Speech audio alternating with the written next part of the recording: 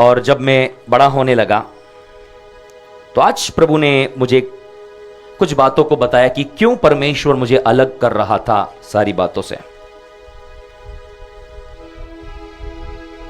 40 kilometre 20 kilometre कोई बड़ा market आता है, 40 क्वार्टर्स की वो कॉलोनी जहां पर मेरी परवरिश हुई। कई बार लगता था कि बस यहीं जीना है और यहीं मरना है, यहीं सब कुछ खत्म हो जाना है।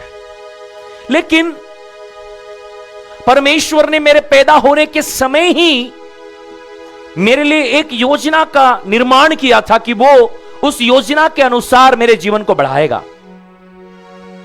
मेरे माता के पिता के पास में अपनी एक अलग योजना थी कि मेरा बेटा क्या बनेगा। मेरी एक अलग योजना थी कि मैं क्या बनूंगा। पर जब भी परमेश्वर कोई योजना को बनाता है तो उस योजना को पूरी करने के लिए जो सबसे पहला काम होता है वो आपको अलग करता है। आपको पता है, यदि परमेश्वर को नमक चाहिए तो वो पानी से आपको अलग करेगा। कम ऑन पीपल ऑफ गॉड। परमेश्वर को यदि अब्राहम चाहिए तो वो क्या करने वाला है? उसको देश से, कुटुंब से, परिवार से, दोस्तों से, रिश्तेदारों से क्या कर दिया? अलग किया जाना आपकी बुलाहट का कंफर्मेशन है।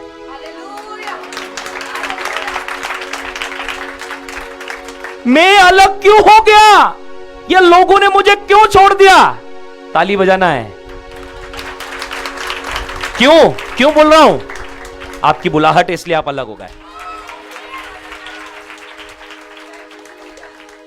यदि बुलाहट नहीं होती आप अलग नहीं होते। मेरे साथ अलग क्यों हो रहा है प्रभु? बुलाहट है। जब भी आपके अंदर एक ख्याल आए मेरे साथ वाले सब अच्छे और मेरे साथ ऐसा क्यों हो रहा है, मेरे साथ ऐसा क्यों हो रहा है, याद रखना भैया बड़ी बुलाहट है।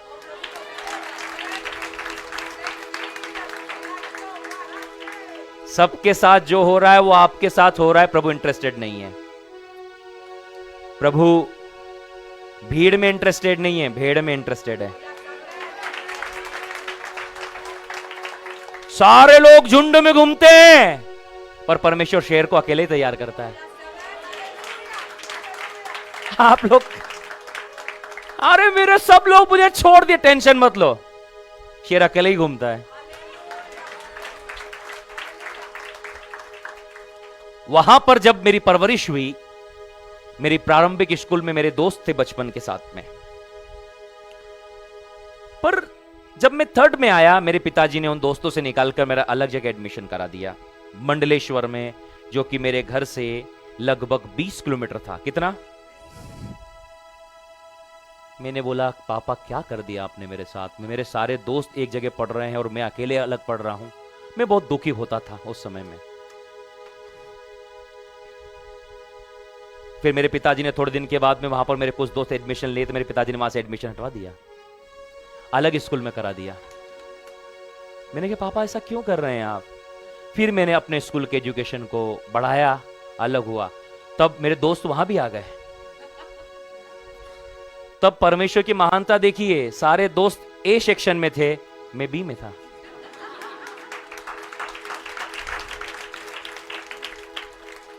मैं सोचता था कि मेरे साथ ऐसा क्यों हो रहा है। सारे लोग बोलते हाँ यार भाई, सब हम एक साइड ए में हैं और आप अकेले बी में हो।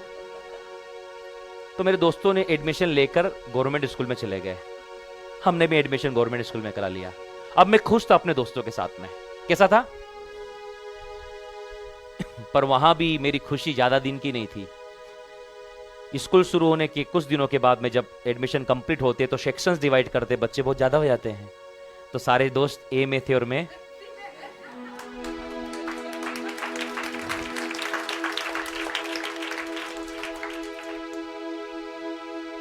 मैंने प्रभु ये क्या कर रहे हैं आप? मुझे कुछ समझ नहीं आ रहा था कि क्यों बचपन से ही परमेश्वर मुझे अलग कर रहा था। अलग कर रहा था, अलग कर रहा था, अलग कर रहा था, अलग कर रहा था।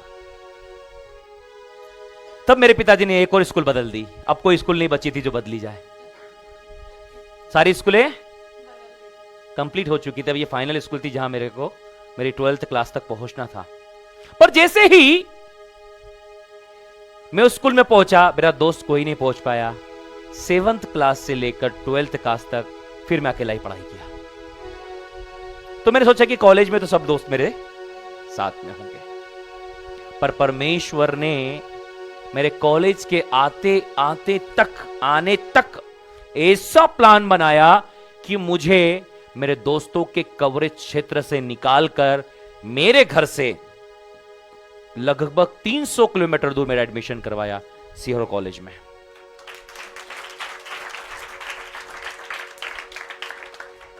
कोई नहीं था। उसके बाद मैंने अपना बैचलर डिग्री कंप्लीट किया, तो सोचा मास्टर्स में कुछ लोग मेरे साथ होंगे। फिर मैंने अपना मास्टर्स डिग्री कंप्लीट किया, तो भी कोई भी मेरे। तब सन 2011 में जब मैं प्रभु के पास में आया, तब मुझे खुशी हुई कि मेरे कुछ दोस्त भी मेरे साथ प्रभु में आ गए हैं। पर वो खुशी ज्यादा दिन की नहीं थी। मेरे सारे दोस्त अपने दुनिया में चले गए और मैं प्रभु के पास आ गया। पर मैं इस बात से आनंदित था कि मैं अभी भी अपने ही माहौल के अंदर में हूं और मैं वहां पर आनंद के साथ प्रभु की सेवकाई तो कर रहा हूं, पर अपने दोस्तों के साथ भी आनंदित हूं। प्रभु ने बोला ज्यादा दिन नहीं है ये, क्योंकि तुझे बड़ी बुलाहट के लिए बुलाया गया है, तुझे बड़े काम करने के लिए बुलाया गया है। तुझे अलग इसलिए तो किया जा रहा है कि तू नमक बन जाए।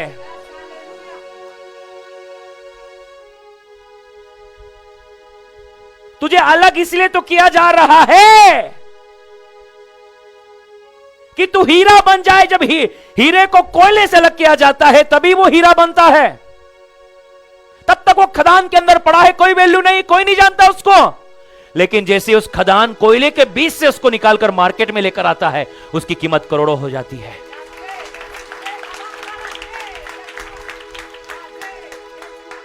आप भी कहीं ना कहीं किसी खदान में अपने कंफर्ट जोन में है और आपको लगता है वाह बस प्रभु धन्यवाद, अब यही सब कुछ है। लेकिन प्रभु आपसे कुछ अलग चाहता है।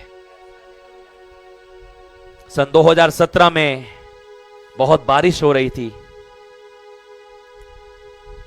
और मेरे अंदर एक ही भाव की कि कैसे न कैसे मैं प्रभु, आप सीधे से नहीं आओगे तो प्रभु आपको पीट कर निकालेगा, आपको टॉर्चर करके निकाला जाएगा, आपको लात मार कर निकाला जाएगा। आप सीधे से नहीं आओगे, प्रभु पास और भी तरीके हैं आपको निकालने के। यूसुफ सीधे से कभी नहीं आता, गड्ढे में फेंक दिया उसको। कई बार हम भी इतने कंफर्ट हो जाते हैं कि प्रभु को अपना दूसरा वाला तरीका अपनाना पड़ता है, उठा के गड्ढे में फेंक दो उसको। योना के साथ भी है क्या, सीधे से नहीं माना तो कहां फेंक दिया, पानी में फेंक दिया। चल अब तो सुनेगा, समझ में आ रहा है। प्रभु मेरे साथ ऐसा क्यों हो रहा है? इसलिए ऐसा हो रहा है कि आप सीधे नहीं चल पा रहे, तो पीछे से धक्का मारने वाला भी चाहिए।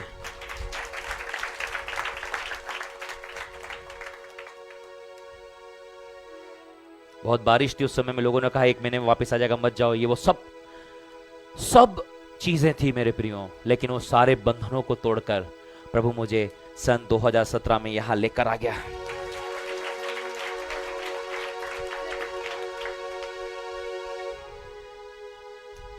गुलाब के फूल देखे हैं आप लोगों ने? गुलाब का पौधा देखा है? यदि गुलाब का पौधा लगाना है तो आप क्या करोगे?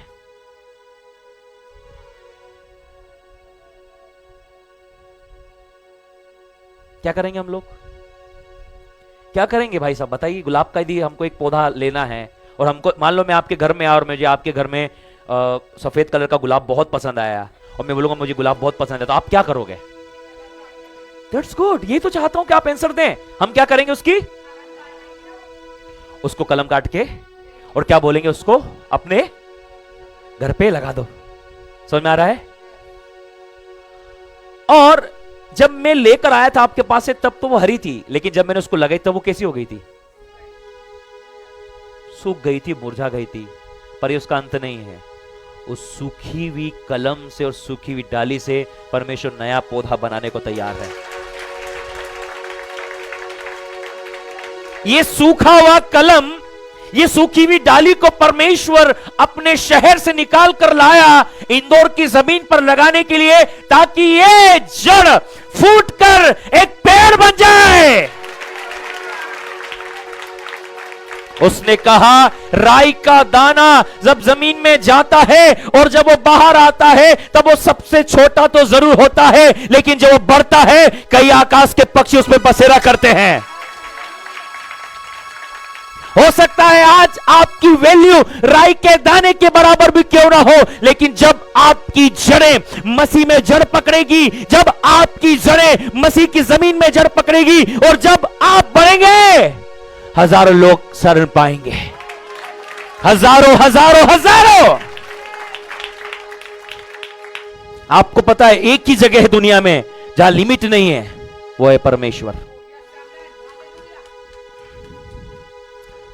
लोग आकाश को भी नाप कर आ गए। अभी हाल फिलहाल में प्रभु की एक बेटी सुनीता विलियम 9 महीने स्पेस में अंतरिक्ष में रहकर आई और हमारे प्रभु यीशु मसीह सुरक्षित से पृथ्वी पर लेकर आ गए। पृथ्वी को भी नाप लिया, पर जिसे नापा नहीं जाता वो आपका और मेरा परमेश्वर है। मेरे इस प्लेटफॉर्म पर आने से पहले की योजना परमेश्वर जानता है। मैंने कभी नहीं सोचा था, मेरे परिवार ने कभी नहीं सोचा था कि ये बड़ा होकर प्रभु की सेवा करेगा, या मैं बड़ा होकर प्रभु की सेवा करूंगा।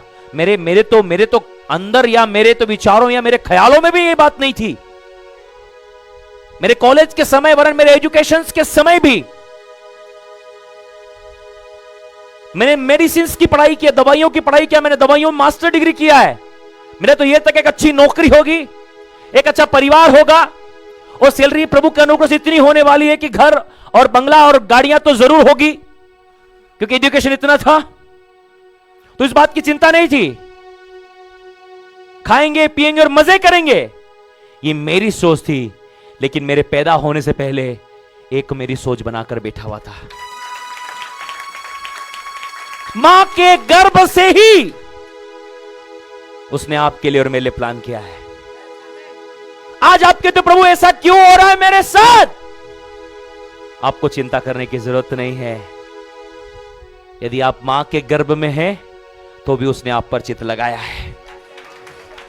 यदि आप मछली के पेट में हैं, चिंता मत करो, यहोवा तुझे देखता है। यदि आप शेर की मांद में हैं, यहोवा तेरी सुनता है। और यदि तू आग के भट्टे में है, वह भी उसका दूत तुम्हारे बचाने के लिए खड़ा है। आपको चिंता करने की जरूरत नहीं मेरे प्रियो। मैं क्यों आपको बता रहा हूं कि आपका और मेरा जन्म यूं ही नहीं हो गया। यहां पर हम आकस्मिक या एक्सीडेंटली नहीं पैदा हो गए। यहां पर आने के पीछे परमेश्वर की एक योजना है। आप यहां पर यदि आज की दोपहर में हैं, मैं कहना चाहता हूं परमेश्वर की एक बड़ी योजना आपके लिए है। परमेश्वर की योजना में कोई छोटा और बड़ा नहीं होता। जो परमेश्वर की योजना के अनुसार चलता है, प्रभु से ही बड़ा करता चला जाता है। यदि आप परमेश्वर की योजना को अपने जीवन में पूरा करना चाहते हैं, परमेश्वर के अनुसार चलते रहिए, वो आपको बड़ा बड़ा और बड़ा करता चला जाएगा। आपको पता है मैंने कहा था ना कि जब ये जड़ फूटेगी तो उसमें से कई शाखाएं निकलेगी। परमेश्वर ने इस कलीसिया को कई शाखाओं में बांटा। देश और विदेश में परमेश्वर ने अपने नाम को महिमा प्रकट किया। मैं ये इसलिए अब बताना चाहता हूं कि क्या आप कल्पना कर सकते हैं कि एक जंगल के बीच में 40 घरों में एक लड़का पैदा हुआ था, और उस लड़के को परमेश्वर उस जंगल में से निकालकर आज यहां पर आप लोगों के बीच में खड़ा किया है। कितना महान परमेश्वर है। परमेश्वर ने इसलिए मुझे नहीं चुना कि मैं बहुत पढ़ा लिखा था या बहुत बुद्धिमान था। मैं परमेश्वर की नजर में मूर्ख था, इसलिए उसने मुझे बुद्धिमान बना दिया। उसने बुद्धिमानों को नहीं चुना। मुझसे ज्यादा और मुझसे पहले से परमेश्वर को जानने वाले लोग उसने एक मूर्ख जो बाइबल में मूर्ख है उसको पकड़कर वो लेकर आ गया ताकि वो उसे बुद्धिमानों के सामने खड़ा कर सके। आज मैं जब प्रभु से बात कर रहा था, प्रभु ने इस बात को बताई मुझे। मैं जब प्रभु से बातचीत कर रहा था, प्रभु ने यह बात मुझे बताई कि तू कहां था और मैं तुझे कैसे निकाल कर लाया। प्रभु ने मुझे बताया कि कैसे मैंने तुझे बचपन से ही अलग रखा, अलग किया, अलग करता गया मैं, ताकि जब तू अलग हो तो तुझे दुख ना हो।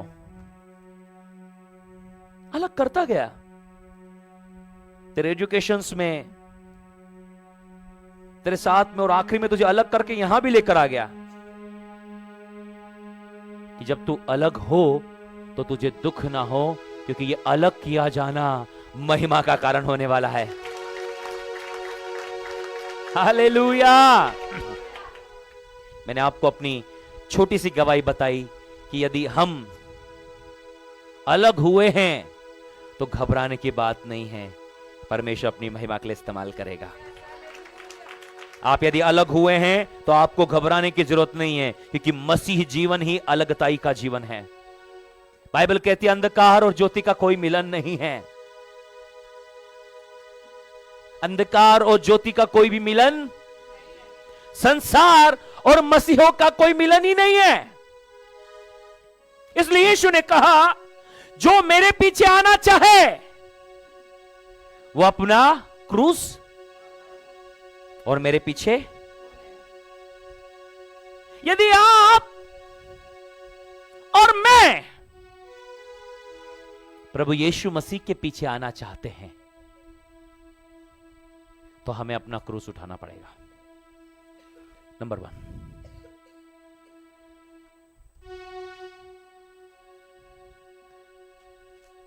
क्या है ये? क्या कर रहा है? प्रभु यीशु मसीह आगे चल रहे हैं रेत पर,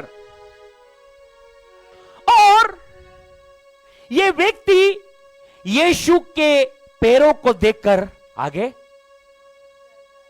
चल रहा है।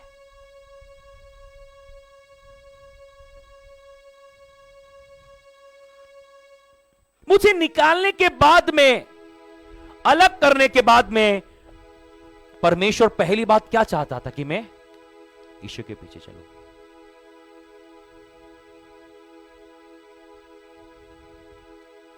आपको अलग क्यों किया प्रभु ने? कि आप किसी हीरो के पीछे चले, किसी राजनेता के पीछे चले, किसी बुद्धिजीवी के पीछे चले, संसार के किसी व्यक्ति के पीछे चले, संसार की किसी इच्छा के पीछे चले, संसार के किसी अभिलाषा के पीछे चले? नहीं, आपको अलग ही इसलिए किया है कि आप यीशु के पीछे चले। अपने अलग किए जाने पर आप सोचें आज कि आप अलग क्यों हुए हैं। जब मैं इन बातों को सोचता हूं कि प्रभु ने मुझे अलग क्यों किया है, मुझे अलग इसलिए तो किया है कि मैं संसार के साथ मेल ना खाऊं, मैं संसार के जैसा दिखाई ना दूं। मैं संसार से अलग दिखने के लिए बुलाया गया हूं। आप संसार से अलग दिखने के लिए बुलाए गए हैं। आप संसार से अलग किए हुए लोग हैं। जब हम संसार में थे, हम पानी में थे, हमारी कोई कीमत नहीं थी, पर जब हम पानी से अलग किए गए, हम नमक हो गए हैं। आपको पता है, नमक को प्राप्त करने के लिए सबसे पहला काम क्या किया जाता है? उसको पानी से अलग किया जाता है। क्या किया जाता है? उसको सबसे पहले पानी से अलग किया जाता है। और नमक बोलता है, अरे मैं तो पानी से ही आया हूं। बोले उस बात से फर्क नहीं पड़ता कि तू पानी से आया है, पर यदि तुझे अपना अस्तित्व बना के रखना है, तुझे अपनी पहचान बना के रखनी है, तो पानी से बाहर आ। आप कहोगे मैं तो संसार से ही आया हूं, पर यदि संसार में तुझे पहचान बनानी है तो संसार से अलग होना पड़ेगा। कई लोग मिलते, तुम अलग दिखाई देते हो। मैंने कहा हालेलुया, बस यही कमाया है। क्या कमाया है? कि बस एक व्यक्ति आकर कहते कुछ अलग लगते हो। मैं जिस गाड़ी में जाता हूं वो उतर के ड्राइवर बोलता है ये सर अलग है, कौन है यार कई बार साथ वालों आप पूछो, वो बोलते हैं ये सर अलग है, कौन है सर ये? मैंने कहा हालेलुया, यही कमाया है, यही गवाही है। यदि मैं अपनी गवाही दूं तो वो सच्ची नहीं है, पर यदि लोग मेरी गवाही देते हैं तो वो सच्ची गवाही है। नमक को पानी से अलग कर दिया गया, अब वो तैयार है नमक बनने के लिए। पर नमक बनना तो आसान नहीं है, उसे धूप में रहना पड़ेगा। कहां रहना पड़ेगा? और उस कच्चे नमक को अब फैक्ट्री में लाया जाता है ताकि उसकी सफाई हो सके। जब आप संसार से अलग होते हो तो आपको इस फैक्ट्री में लाया जाता है ताकि आपकी सफाई हो सके। कई लोग इस फैक्ट्री में नहीं आते ना, इसलिए सफाई नहीं होती है। कलीसिया में क्यों आना है? किस लिए? अरे हम अलग तो हो गए हैं, पर सफाई जरूरी है। सफाई तो यहां इस फैक्ट्री में लाया जाता है। फैक्ट्री कौन है? ये कलीसिया फैक्ट्री है जहां आपकी सफाई होती है। क्या होती है? एक बार, दो बार, तीन बार हम पढ़ते ना, ट्रिपल फिल्टर नमक, भी कुछ लोग बोलते आयोडीन युक्त नमक। कौन सा युक्त नमक?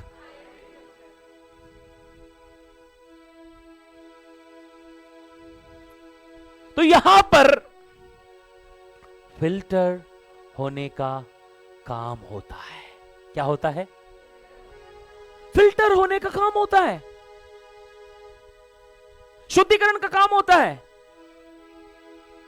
ताकि आप बेहतर हो सके।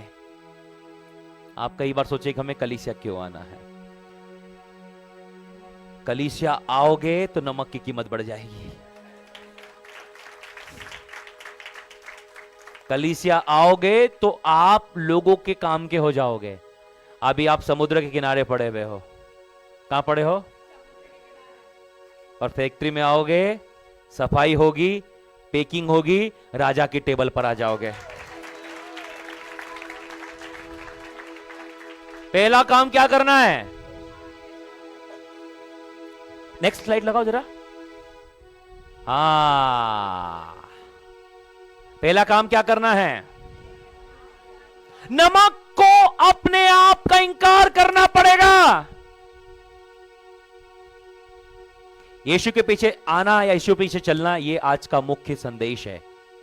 बोलो बोलो, यीशु के पीछे आना, यीशु के पीछे चलना मुख्य संदेश है। उसके तीन भाग हैं।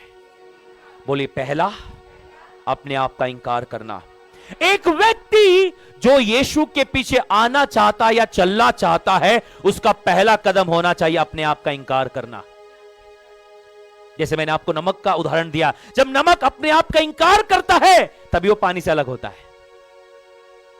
यदि वो इंकार नहीं करेगा तो पानी में ही पड़ा रहेगा। यदि आप अपने आप का इंकार नहीं करते, आप संसार में ही पड़े रहते हैं। संसार की बातें लोग क्या कहेंगे,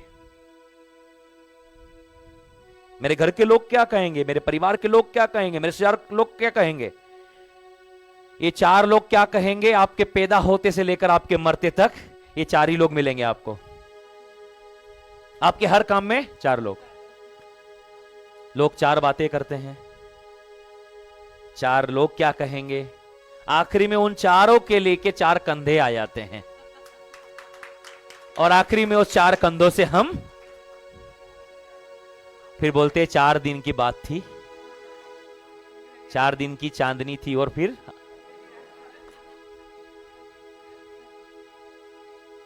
पर प्रभु आपसे कुछ नई बात करना चाहता है। वो नई बात तभी शुरू होगी जब हम उन चार की चिंता करना बंद करेंगे। अपने आप का इंकार करना। भाई, अपने आप का इंकार करने का क्या मतलब होता है? नेक्स्ट स्लाइड लगाओ। देखो, अपने आप का इंकार करने वाली क्या बात है? अपनी इच्छाओं, महत्वाकांक्षाओं और सांसारिक लक्ष्यों को त्याग करके यीशु के पीछे चलना और उसकी आज्ञाओं का पालन करना।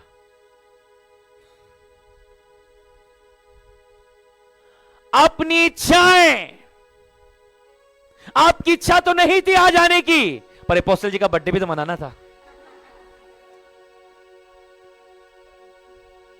आप अपनी इच्छाओं के अनुसार नहीं चलते, परमेश्वर की इच्छाओं के अनुसार चलते हैं। आपकी इच्छा हो या ना हो, आपको वचन पढ़ना है। आपकी इच्छा हो या ना हो, आपको प्रार्थना करना है। आपकी इच्छा हो या ना हो, आपको कलीसिया आना है। आपकी इच्छा हो या ना हो, आपको संगति करना है। आपकी इच्छा हो या ना हो, आपको प्रभु का काम करना है। यह हमारी इच्छा से नहीं होता, यह प्रभु की इच्छा से होता है। आपको पता है यीशु की खूबसूरती के बारे में, हम यीशु के बारे में जितना पढ़ते मैं उतना उतना आनंदित होता हूं। उसके एक एक शब्द ऐसे होते हैं, सच में दुनिया में किसी ने कहे नहीं होंगे, सोचे भी नहीं होंगे। एक बार यीशु क्या कहता पता, मैं अपनी इच्छा पूरी करने नहीं आया हूं, मैं पिता की इच्छा पूरी करने आया हूं। कोई हालेलुया चिल्ला सकता है क्या? यीशु किसकी इच्छा पूरी करने आया था? हम किसकी इच्छा पूरी कर रहे हैं? हां, हमारी खुद की। किसकी इच्छा पूरी कर रहे हो? एक बार जब आप मसीह में होते हैं, आपकी इच्छाएं खत्म हो जाती है, अब परमेश्वर की इच्छा शुरू होती है। पर यदि आप अभी भी अपनी इच्छाओं के अनुसार जी रहे हैं, तो सचमुच हम यीशु के पीछे नहीं चल रहे हैं। मैं क्यों बता रहा हूं पता हूं? मैं अपने जीवन का रहस्य शेयर कर रहा हूं आज आपको। क्या कर रहा हूं? हाँ, रहस्य शेयर कर रहा हूं मैं आप लोगों को। 36 साल पूरे कर चुका हूं मैं, 37वें में चल रहा हूं अब आज से। तो मैं आपको इन 36वें साल के एक्सपीरियंस आपके साथ ये शेयर करना चाहता हूं कि जब हम अपनी इच्छाओं को छोड़कर प्रभु की इच्छा के पीछे चलना शुरू करते हैं, तब प्रभु आपको बहुत बड़े स्तर पर लेकर जाता है। आपको पता है चप्पलें घिस जाती थी हमारी, जब कहीं अच्छी पार्टी होती थी, अच्छा खाना, तो सोचते थे वाओ अब कितनी अच्छी भी पार्टी होती है। मैं तो बोलता भैया बस हो गया मेरा। तो कि लोग अच्छी अच्छी मीटिंग्स में जब जाता, लोग एक से एक खाना लेकर आते और जैसे सोचते कि अपोस्टल जी आज तो कम से कम 15 रोटी खाएंगे, पर उनको पता है 2 रोटी खाता हूं मैं। जैसे ही वो कुछ टेस्ट करने देते, मेरी 2 रोटी खत्म हो जाती है। फिर बोलते और लो, मेरा हो चुका।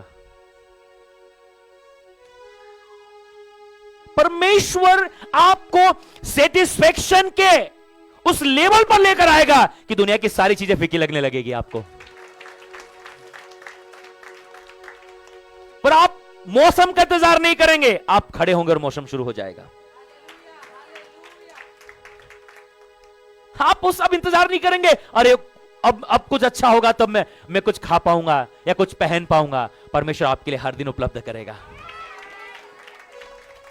याद रखिए, यदि अकाल भी हो रहा है ना, तो राजा की टेबल से एलिया को खिलाया जा रहा है।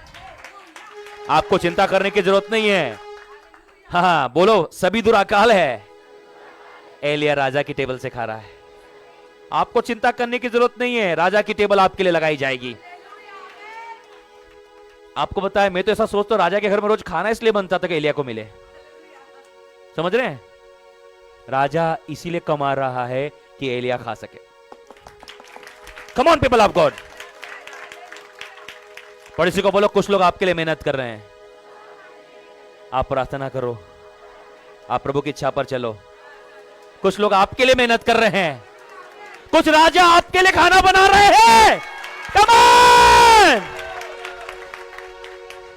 हालेलुया। कोई नहीं कि राजा के घर में आज खाना नहीं बनेगा। क्यों नहीं बनेगा? एलिया वेट कर रहा है वहां पर। खाना तो बनेगा, मिरेकल्स तो हो नहीं है।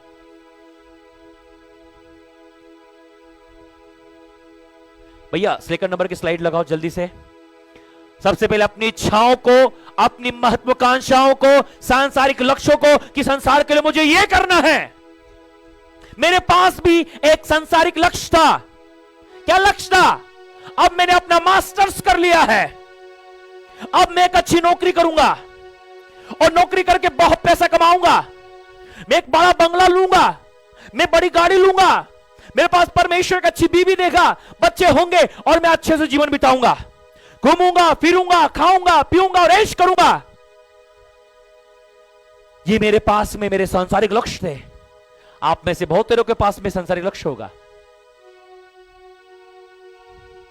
मैं ये नहीं कह रहा हूं कि आपको काम बंद कर देना है। परमेश्वर ने जो काम आपके लिए रखा है वो करना है, पर उन सब कामों से बढ़कर आपके पास में परमेश्वर का काम होना चाहिए। उन सब कामों से बढ़कर, उन सब चीजों से बढ़कर, उन सांसारिक लक्ष्यों को त्याग कर यीशु के पीछे चलने और उसकी आज्ञा का पालन करने के लिए खुद को समर्पित करना, यही है अपने आप का इंकार करना। अपने आप का इंकार करना, इसका मतलब है मैं नहीं हूं, जो कुछ है अब मसीह है। आपको पता है दुनिया में इतनी इतनी बड़ी खोज, आपको पता है जो विलियम्स, सुनिएगा विलियम्स के साथ में जो प्रभु का एक और बेटा गया था, उसने यीशु मसीह को महिमा दी आने के बाद में लाइव इंटरव्यू देकर कि वो जो कुछ था मैं वहां पर रह पाया और जो कुछ कर पाया और सुरक्षित यहां पर आया, उसके लिए मैं सारी महिमा यीशु को देता हूं। वो अपने काम में ईमानदार था, पर वो यीशु को महिमा देने में भी ईमानदार था। जब आप ईमानदार रहेंगे, परमेश्वर आपको अपने ही क्षेत्र में ऊंचाई पर लेकर जाएगा। सुनीता विलियम्स और बुच मोरे के परिवार में से क्या कोई कभी पृथ्वी के ऊपर गया था? नहीं गया होगा। लोग पृथ्वी की चिंताएं कर रहे थे और परमेश्वर उसे पृथ्वी के चक्कर लगवा के ले आया। हालेलुया। एक दिन में लगभग 7 बार वो जो उपग्रह है 7 बार पृथ्वी का चक्कर मारता है। कितनी बार? 7 बार चक्कर मार देता है। सोचो 9 महीने में कितनी बार चक्कर मारे होंगे। लोग बोलेंगे पृथ्वी पे कहां कहां घूमे? बोले हम एक दिन में पूरी पृथ्वी को 7 बार घूमते। कम ऑन, आप लोग यही है ना?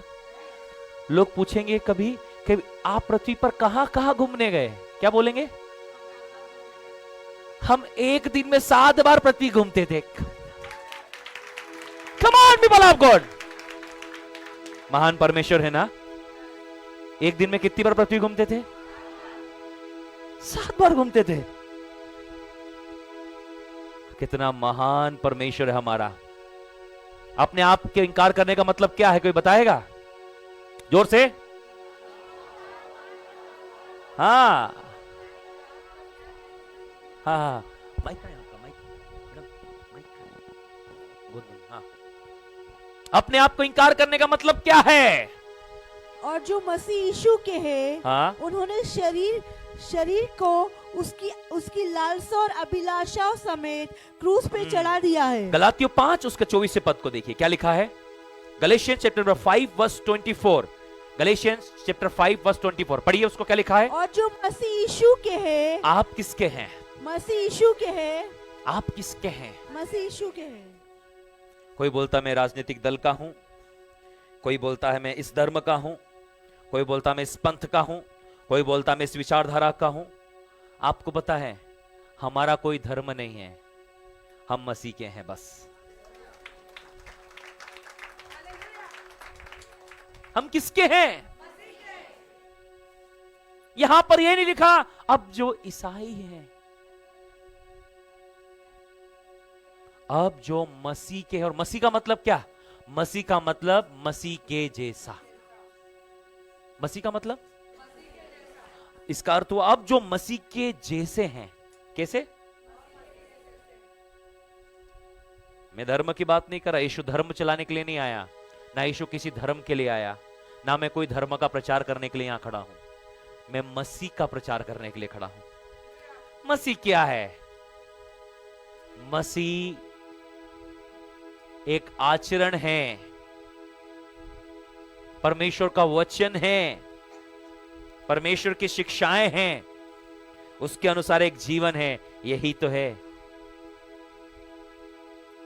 मसीह, मतलब मसीह के जैसा। अब जो मसीह के जैसे हैं, उन्होंने क्या किया है? उन्होंने शरीर को उसकी लालसा और अभिलाषा समेत क्रूस पर चढ़ा दिया है। बोलो बोलो, शरीर की इच्छाओं को। शरीर की इच्छा। बोलो, शरीर की इच्छा क्या है? शरीर की इच्छा क्या है? आप जानते हैं? जानते हैं ना? गलातियों 5 अध्याय यदि हम पढ़ते हैं, उसके 16 पद से लेकर आप आगे पढ़ेंगे तो आप आराम से वहां देख सकते हैं शरीर की अभिलाषाओं के बारे में लिखा है। शरीर के काम तो प्रकट हैं, अर्थात अर्थात क्या? लूचपन, टोना, बेर, झगड़ा, ईर्ष्या, फूट, विधर्म, डाह, मतवालापन, लीला किड़ाएं, ऐसे ऐसे काम। इन सारे कामों को हमने क्या कर दिया है? क्रूस पर। अच्छा, हमने इन सारे कामों को क्या कर दिया है? शरीर और उसकी अभिलाषाओं को क्या कर दिया है? क्रूस पर चढ़ा दिया है। शरीर और उसकी अभिलाषाओं को,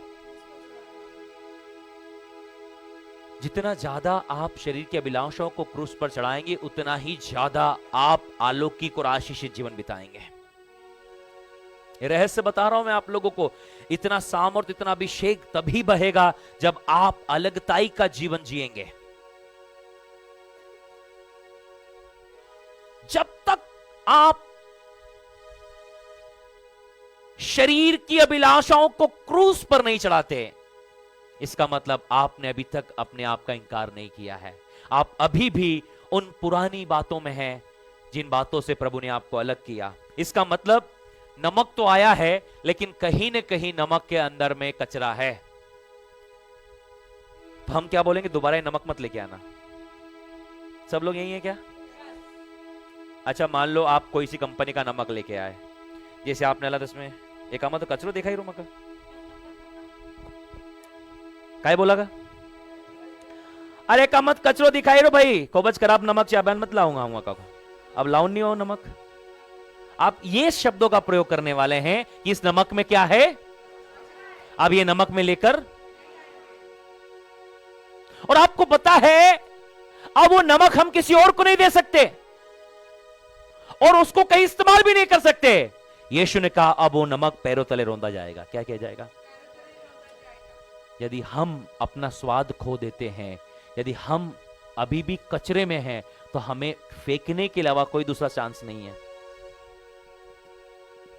हम बोलते हम कोई काम के नहीं रहे, पर यदि हम शरीर और उसकी अभिलाषाओं से शुद्ध होते हैं, हम परमेश्वर के हाथ में उपयोगी पात्र बनने वाले हैं। गलातियों 2 का 20 पढ़िए। Galatians chapter number 2 verse 20।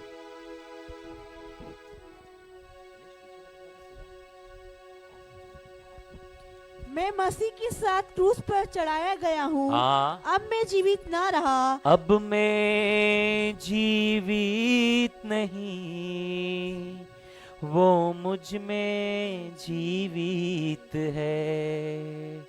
अब मैं जीवित नहीं, वो मुझ में जीवित है। हालेलुया। यीशु मेरा अर्पण किया, सब कुछ मेरा अर्पण किया। यीशु मेरा अर्पण किया, सब कुछ मेरा अर्पण किया। ग्रहण किया, स्वीकार किया, मन में मेरे घर बनाया। ग्रहण किया, स्वीकार किया, मन में मेरे घर बनाया। यीशु मेरा अर्पण किया, सब कुछ मेरा। फिर से, यीशु मेरा अर्पण किया, सब कुछ मेरा अर्पण किया। ग्रहण किया, स्वीकार किया, मन में मेरे घर बनाया। ग्रहण किया, स्वीकार किया, मन में मेरे घर बनाया। Hallelujah, hallelujah. अब हम जीवित नहीं हैं, लेकिन मसीह हमारे अंदर जीवित है। मेरे प्रियो, देखिए लिखा, पौलुस कह रहा है, मैं मसीह के साथ क्रूस पर चढ़ाया गया हूं, अब मैं जीवित न रहा पर मसीह मुझ में जीवित है। हाँ। और मैं शरीर में अब जो पड़ोसी को जीवित बोलो, हूँ, मेरे अंदर मसीह जीवित है। जब मैं देखता हूं तो मसीह देखता है, जब मैं बोलता हूं तो मसीह बोलता है, जब मैं चलता हूं तो मसीह चलता है, जब मैं हाथ लगाता हूं मसीह हाथ लगाता है, और जब मैं प्रार्थना करता हूं तो मसीह मेरे अंदर से प्रार्थना करता है। हालेलुया। कितनी अलौकिक बात है। जब मैं हाथ रखता हूं बीमारों पर तो मैं नहीं रखता, कौन रखता है? मसीह। और आपको पता है यीशु मसीह ने जितनों पर हाथ रखा वे चंगे हो गए। Come on come on come on. आपको पता है, जब मैं हीलिंग इवेंजलिस्ट लोगों के बारे में पढ़ रहा था बीते दिनों, प्रभु के दास रॉबर्ट लियाडन ने बुक को लिखा है। आपको पता है, मेरे मेरे मेरे जो एक वर्ड कहा जाता ना, मेरी रूह कांप गई। एक वर्ड है, रूह कभी नहीं कांपती, आत्मा में टेंशन नहीं होगा, निश्चिंत रही। लेकिन ये शब्द बताता है कि आप कहां तक हिलते हैं।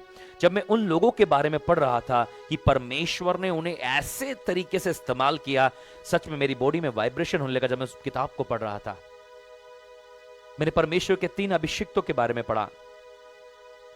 एक का नाम फोर्ड बोसवर्थ। 90s के समय में परमेश्वर ने इस व्यक्ति को अलौकिक रीति से इस्तेमाल किया, हजारों और लाखों लोग चंगे हुए। उसके बाद में जब मैं पढ़ रहा था जॉर्ज जेफरिस के बारे में, और जॉर्ज जेफरिस के बारे में बताया जाता कि इन्होंने रेनार्ड बोंके को भी अनॉइंट किया। जॉर्ज जेफरिस इतने सामर्थ्य रूप से इस्तेमाल किए गए। ये वेल्स जागृति, जहां पर इवान रॉबर्ट्स था, वेल्स की जागृति से कोयले की खदान से निकला हुआ लड़का था।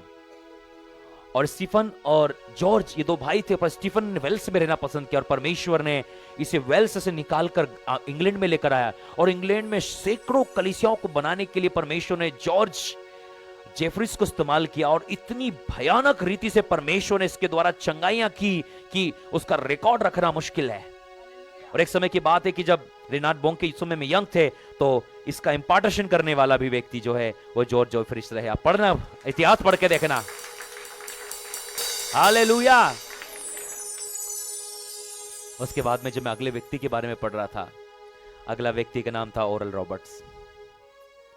और ओरल रॉबर्ट्स के विषय में बताया जाता है कि परमेश्वर ने एक सदी के महानायक के रूप में इस्तेमाल किया। आपको पता है, जब आप न्यूयॉर्क जाएंगे, कहां जाएंगे?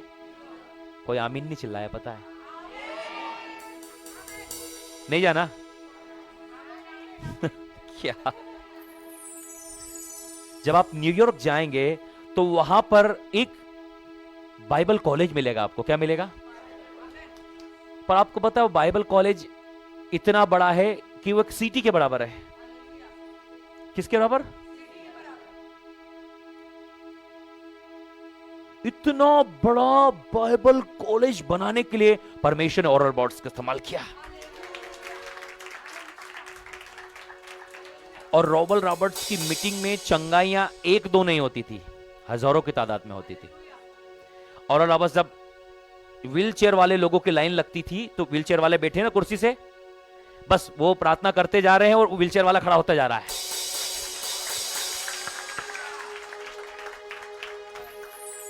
जब हम इन परमेश्वर के योद्धाओं के बारे में पढ़ते हैं, आपको पता है मैंने इनका बैकग्राउंड पढ़ा। तीनों ही प्रभु के दास बीमारी के बिस्तर पर मर रहे थे। क्या हो रहे थे?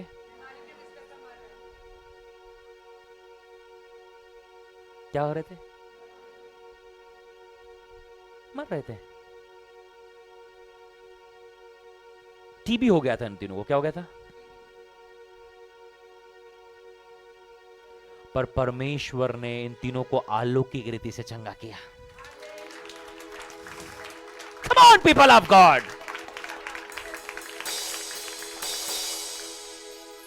और एक व्यक्ति के बारे में आपको बताना चाहता हूं, इसका नाम है लेस्टर समराल। क्या नाम है? लेस्टर समराल। लेस्टर समराल इतना ज्यादा बीमारी, टीबी की बीमारी से मरने वाला था, इतना ज्यादा बीमार था कि बस मरने ही वाला था।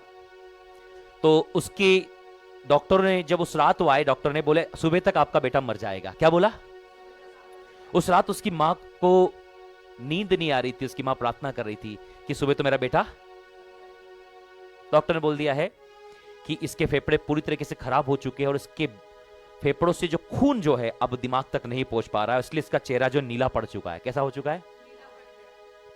बस ये आज 2 घंटे में भी मर सकता है, 3 घंटे, पर ये बात है कि सुबह तक ये मर जाएगा। तो इसके पिता जो थे वो बहुत सख्त थे, तो इसके पिता गए ऑफिस में और इसका डेथ सर्टिफिकेट बनवाया। क्या बनवाया? बस तारीख नहीं लिखी। क्या नहीं करी? कि उसके पिता बहुत रूढ़िवादी टाइप के व्यक्ति थे कि फटाफट काम, उनको सब कुछ चाहिए। तो अब खबर तो मिल गई बेटा मरने वाला है, तो सारे बेटे के लिख लिया, सब सर्टिफिकेट विकेट बनवा लिया, बस समय को छोड़ दिया कि समय जो है जब मरेगा उस समय डाल देंगे। आप लोग यही हैं? और परमेश्वर तो कुछ और सोच के बैठा था। जब इसको बताया गया कि बेटा अब कुछ नहीं बचा, ये आखिरी समय है, तो इसने बिस्तर की करवट, इधर की साइड करवट लेकर रोने लगा।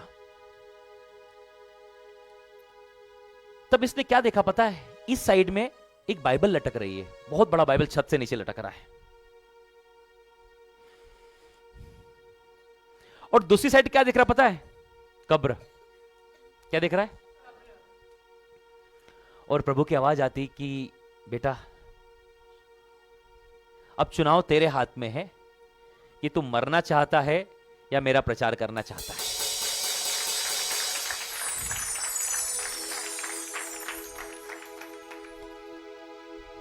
और बोले तू जब तक प्रचार करेगा तब तक तू जीवित। इसने अपनी 17 साल की उम्र में कहा कि प्रभु मैं मरना नहीं चाहता, मैं तेरा प्रचार करूंगा। Come on!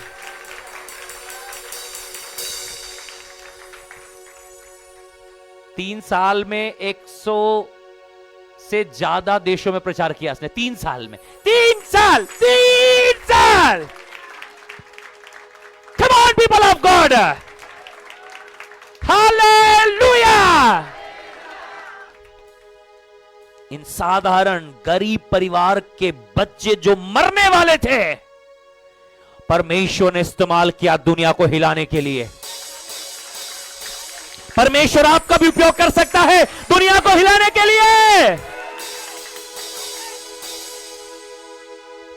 हम साधारण और ऑर्डिनरी पैदा हो सकते हैं, पर यदि प्रभु हमारे साथ में है, हम साधारण और ऑर्डिनरी नहीं रह सकते। Come on people of God,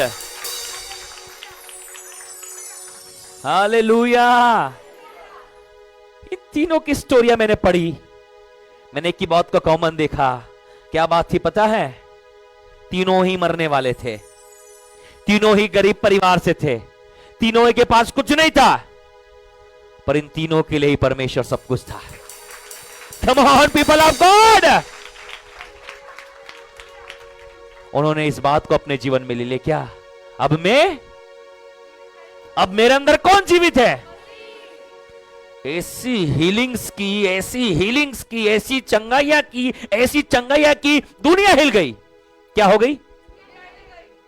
Bosworth के बारे में बताया जाता है, एक व्यक्ति जो हॉस्पिटल में मर रहा था, उसका डॉक्टर आके कहा सुनो, एक ही व्यक्ति जो तुम्हारी बेटी को बचा सकता, उसकी बेटी के रीढ़ की हड्डी में वो था, इन्फेक्शन था जो कभी ठीक नहीं हो सकता था और मरने वाली थी वो। तो उसने बोला अब एक ही व्यक्ति बचा सकता है। बोले बॉसवर्थ की मीटिंग में लेके जाओ उसको। तो महिला बोलती डॉक्टर आप पागल हो गए हो, मैं यहां पर इलाज करवाने के लिए लेके और आप मुझे वहां पर ले जाने के लिए बोल रहे हो। बोले आपको पता है कि हमारे पास ऐसे कई केस आए जो ठीक नहीं हुए, उस मीटिंग में जाकर ठीक हो गए। आपको पता है क्या हुआ? अगली ही शाम में वो लड़की और उसका परिवार मीटिंग में था। क्या हुआ? परमेश्वर चंगा कर दिया रे भैया। Come on people of God, come on people of God, come on! महान परमेश्वर। पड़ोसी को बोलो मैं साधारण नहीं मरूंगा, मैं आलोक के काम के लिए बुलाया गया। मैं मच्छर मारने के लिए नहीं आया हूं, मच्छर मारने के लिए मेरा जन्म नहीं हुआ है, ओ अलौकिक कामों के लिए हुआ है। आप अलौकिक काम के लिए बुलाए गए हैं। आपको क्या लगता है उस जंगल के बीच में जहां हमारी बनियान फट रही, चप्पल घिस रही और हमको कुछ किसी प्रकार का कोई होश नहीं था, आपको क्या लगता है इस साधारण से लड़के को परमेश्वर उठाकर एक अलौकिक सेवकाई दिया है? मैं इसलिए नहीं कह रहा हूं कि मैंने पढ़ा है, मैं इसलिए कह सकता हूं कि मैंने अपने जीवन में देखा है। यदि वो मेरे साथ कर सकता है, आपके साथ बढ़कर कर सकता है। आप बड़े कामों के लिए बुलाए गए हैं। Hallelujah, hallelujah. आप कहोगे पतरस की परछाई चंगा करती है, कुछ लोग उठकर कहेंगे पौलुस के रुमाल और अंगोछे चंगा करते हैं। मैं कहना चाहता हूं, आप देख लोगे तो लोग चंगे हो जाएंगे, आप देखोगे तो चंगे हो जाएंगे, आप देखोगे चंगे हो जाएंगे। Hallelujah, hallelujah, hallelujah. हम महान परमेश्वर के बेटे बेटियां हैं। परमेश्वर को लिमिट नहीं किया जा सकता। शुरुआत होती अपने आप का इंकार करे। पौलुस ने क्या, पौलुस को पौलुस का रहस्य क्या है? पौलुस ने कहा मैं जीवित नहीं हूं, मेरे अंदर मसीह है, बस ये रहस्य है। अब आप जिंदा थोड़ी हो, आप मसीह के साथ क्रूस पर हो। अब आपके अंदर जो जीवित है वो कौन है? और मसीह कौन है? सब कुछ है वो आदि और अंत है, वो अल्फा और ओमेगा, वो मार सत्य जीवन है, वो जीवन की रोटी है, वो जीवन का जल है, वो आमीन और सत्य है, वो परमेश्वर का पहलौठा है, वो अल्फा और ओमेगा है। हालेलुया। वो सारोन देश का गुलाब है, वो बारियों में का सोता है, वो फूटते हुए जल की धाराएं हैं। हालेलुया। उसकी आंखें आग की ज्वाला के समान और पांव उत्तम पीतल के समान है। वो महान है, वो राजा है, सर्वशक्तिमान है, वो हमारा चरवाहा है। हालेलुया। वो आपके अंदर रहता है। वो बोलेगा 4 दिन का मरवा लाजर भी जिंदा हो जाएगा। आपको बताए, मैं प्रभु से कह रहा था इन बात, मेरी बात चल रही प्रभु से। मेरे प्रभु 2 जिंदा हुए, बोले तू एक मुर्दे की गवाही भूल गया। तेरी सेवकाई में 2 जिंदे हुए, तेरी सेवकाई में 3 लोग जिंदा हुए हैं। मैंने प्रभु तीसरा कौन था? मुझे तो याद नहीं है। प्रभु को थोड़ी भूला है। तीसरा व्यक्ति जो जिंदा हुआ, सुन लो।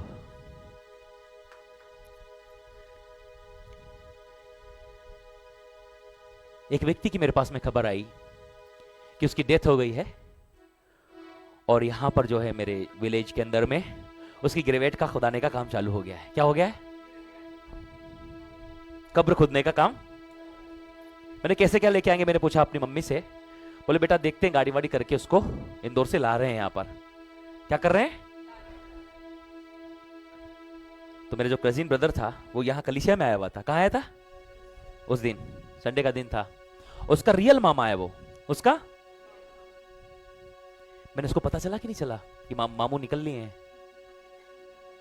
मामू मतलब निपट गए हैं।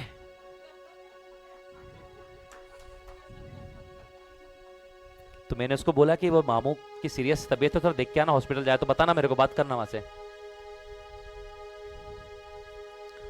तो ठीक है ब्रदर, मैं वो सीधे यहां से निकल के कहां गया? हॉस्पिटल। और उसने बोला कि यहां से मीटिंग में पावरफुल संदेश सुन के गया, वो भी भरभुरा के यहां से, कि ब्रदर मैं वीडियो कॉल करूंगा। मैंने वीडियो कॉल करना, वीडियो कॉल करा तो खबर तो आ गई थी मेरे पास में। अब बोलता मेरे को वहां से कि ब्रदर प्रार्थना करो।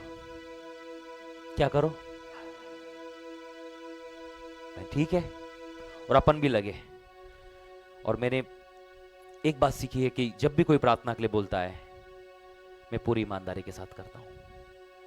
कि प्रार्थना ही वो चीज है जिसमें आप बेईमानी नहीं कर सकते। आपका अधूरा मन, थोड़ा मन, अच्छा मन, उससे कोई फर्क नहीं पड़ता। मैं जब भी प्रार्थना करता हूं मुंह से नहीं करता। कहां से करना है? मैं लगा, मैंने कहा in the name of Jesus आपको तो उसी वक्त उसकी बॉडी में मूवमेंट चालू हो गया।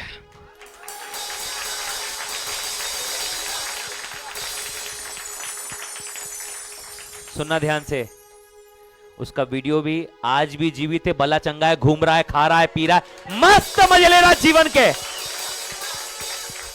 Come on people of God!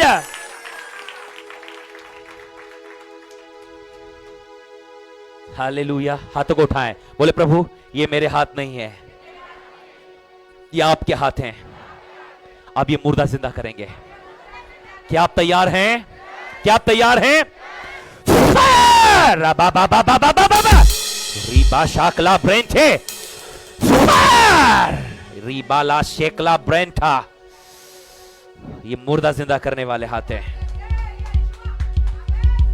आप मुर्दों को जिंदा करोगे क्योंकि आपके अंदर में मुर्दों को जिंदा करने वाला मसीह रहता है, वो यीशु रहता है। और यदि वो यीशु रहता है तो मुर्दे को उठना पड़ेगा। ये यदि बंधा हुआ है, 4 दिन से बंधा और सड़ा है, उस लाजर को भी कब्र खोल के बाहर आना पड़ेगा। आमीन। रीबा शिबा रगड़ा लबूरा। मुर्दों को जिंदा करने की सामर्थ अभी आपके अंदर रह रही है। अभी वो मसीह आपके अंदर रह रहा है।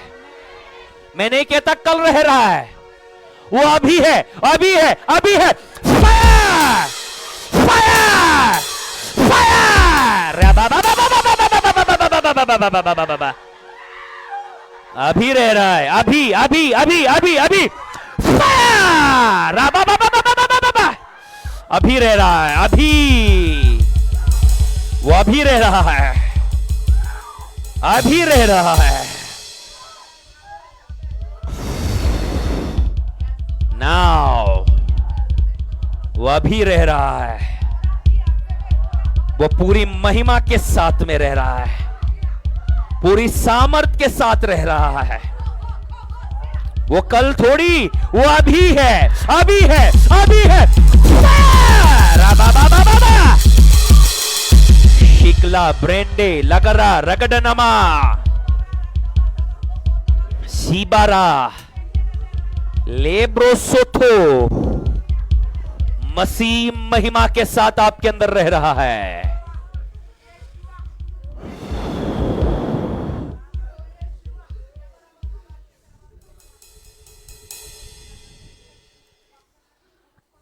टू 20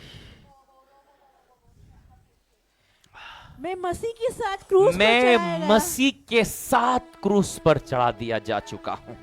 अब मैं जीवित ना रहा, अब मैं जीवित नहीं हूं, पर मसीह मुझ में जीवित है। एक बार बोलिए, मसीह मुझ में जीवित है। मसीह मुझ में जीवित है। आपके अंदर कौन जीवित है? बोलो, नशा नहीं है, व्यभिचार नहीं है, गुस्सा नहीं है, संसारिकता नहीं है, और इन सब से ऊपर सबसे ऊपर मसीह मेरे अंदर जीवित है। मसीह मेरे अंदर जीवित है। आपके अंदर मसीह जीवित है। याद रखिए, इस बात को जब आप अपने चित्त पर चढ़ा लेंगे, कहां पर? मसीह मेरे अंदर, तो मेरे हाथ नहीं है। किसके हाथ नहीं है? मसीह के हाथ हैं। तब ये मुर्दे पर भी जाएंगे तो उसको जिंदा होना पड़ेगा।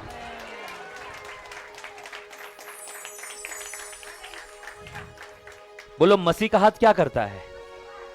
जब वो आंधी और तूफान के ऊपर भी हाथ बढ़ाता है तो आंधी तूफान भी शांत हो जाता है। बोलो, मसीह का हाथ क्या करता है? आवाज उठाओ। जब उसके हाथों में रोटी और मछली आती है तो हजारों खाते हैं। बोले, मसीह का हाथ क्या करता है? जब अंधों की आंखों पर रखा जाता है तो सिलों के कुंड वाला अंधा भी देखने लग जाता है। मसीह का हाथ क्या करता है? 38 वर्ष का रोगी भी उठकर दौड़ने लगता है। मसीह का हाथ क्या कर सकता है? 6000 दुष्टात्मा वाला भी भाग जाता है। अभी वो मसीह स्वर्ग में नहीं, आपके अंदर रह रहा है। अभी आपके अंदर कौन जीवित है? पड़ोसी को बोलो, मेरे अंदर दुष्टात्मा नहीं रहता, मेरे अंदर मसीह का आत्मा रहता है। बोलो, यदि आप रोज बोलेंगे, मेरे अंदर मसीह रहता है। यीशु मेरे साथ है, यीशु मेरे अंदर है, यीशु को मैं पहने हूं, मुझ में वो जिंदा है। यीशु मेरे साथ है, यीशु मेरे अंदर है, यीशु को मैं पहने हूं, मुझ में वो जिंदा है। ओ यीशु मेरे साथ है, यीशु मेरे अंदर है, यीशु को मैं पहने हूं, मुझ में वो जिंदा है। वही मेरी ताकत है, ये नहीं भूलना है। वही मेरी ताकत है, ये नहीं भूलना है। वो कभी नहीं भूलना है, वो कभी नहीं भूलना है।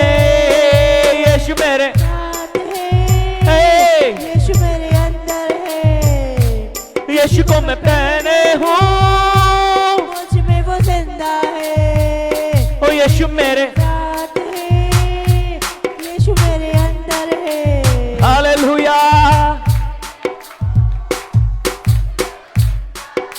हालेलुया।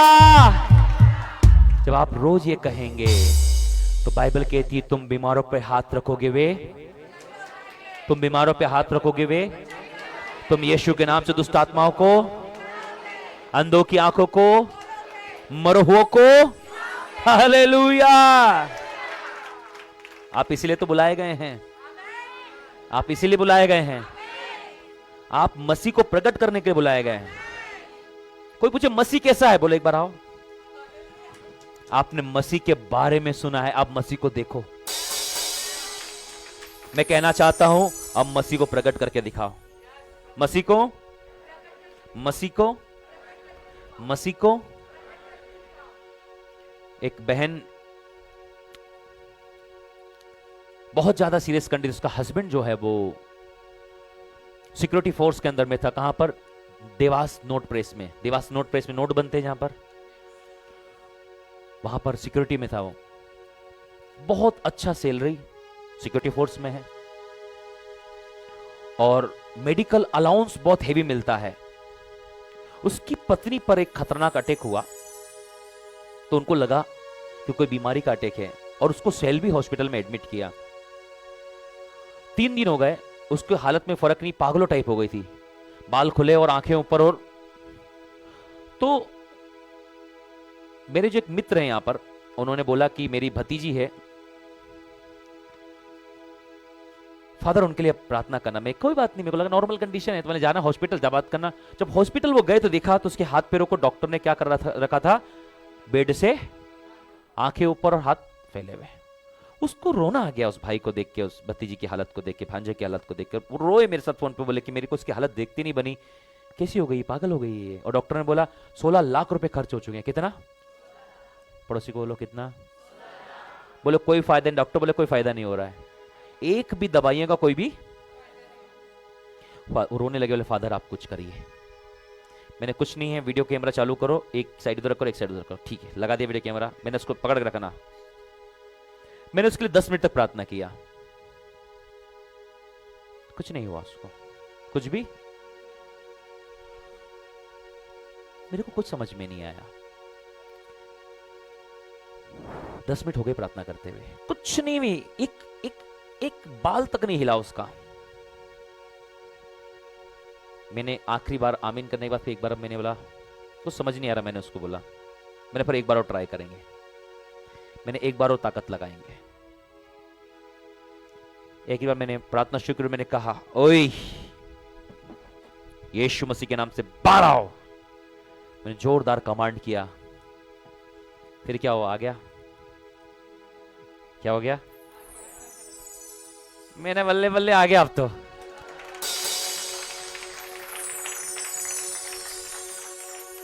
लोग बोलते आ गया तो खुश होना है, दुखी होना है? वो आते तो हमको खुशी होती, क्यों? जैसे आया वैसे जाएगा भी। अब वो इसलिए नहीं आया है कि न जाए, वो आया इसलिए कि जाना है उसको। Come on. और जैसे आया मैंने उनको कह दिया अब तो हो गया काम। मैंने क्यों? अरे यही तो है जो 16 लाख खा गया है। मैंने कमांड किया और जैसे मैं कमांड करता, बुम, उसे नीचे बेड पे आती। मैंने फिर उठाओ उसको, मैंने उठ रहा है, फिर उठ के बाहर आता, मेरा बूम निकल बाहर, फिर बेड पे आती, मेरा काम हो गया। मैंने क्यों? अगले दिन डिस्चार्ज करा लो। क्या बोला? मेरे को लगा सीरियस नहीं होंगे लोग। पता है क्या हुआ? उनके घर से फोन आता अगले दिन, क्या डिस्चार्ज करा के लिया है?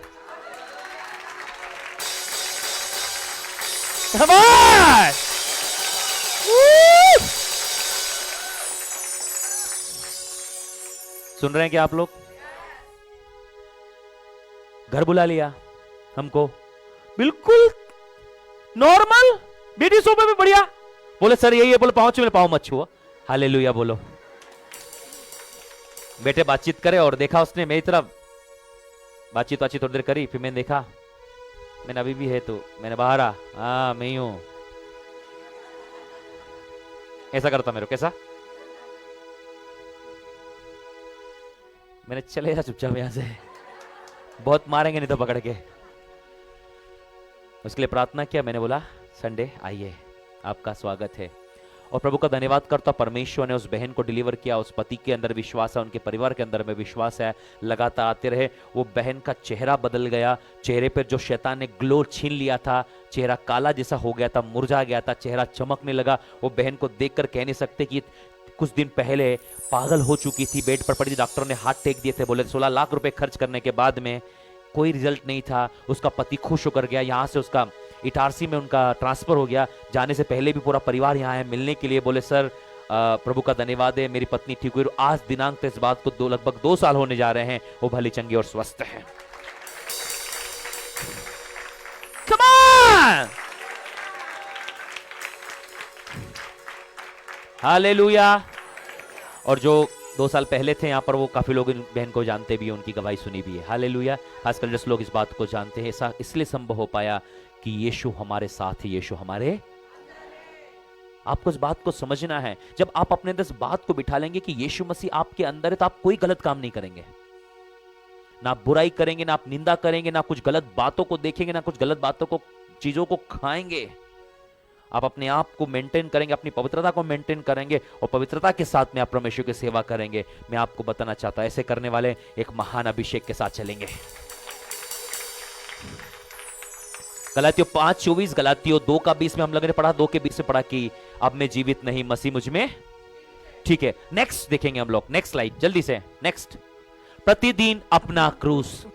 दूसरा काम क्या करना है? प्रतिदिन क्या करना है? अपने क्रूस को। क्या होता है क्रूस को उठाने का अर्थ? क्या होता है बताइए? क्रूस को उठाने का अर्थ क्या होता है? क्रूस का अर्थ है मृत्यु। आपको हर दिन ऐसे जीना है जैसे आखिरी हो। कैसे जीना है?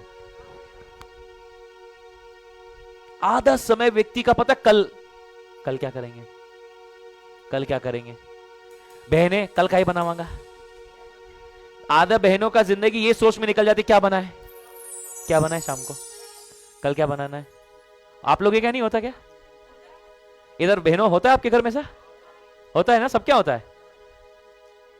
और एक सबसे अच्छी सब्जी का नाम बताता हूं मैं आप लोगों को, जो आप कभी भी बना सकते हैं, उसका नाम है कुछ भी। सब्जी का नाम क्या है? कुछ भी। जब आपके यहां बनाने के लिए कुछ ना हो तो आपने क्या बनाना है?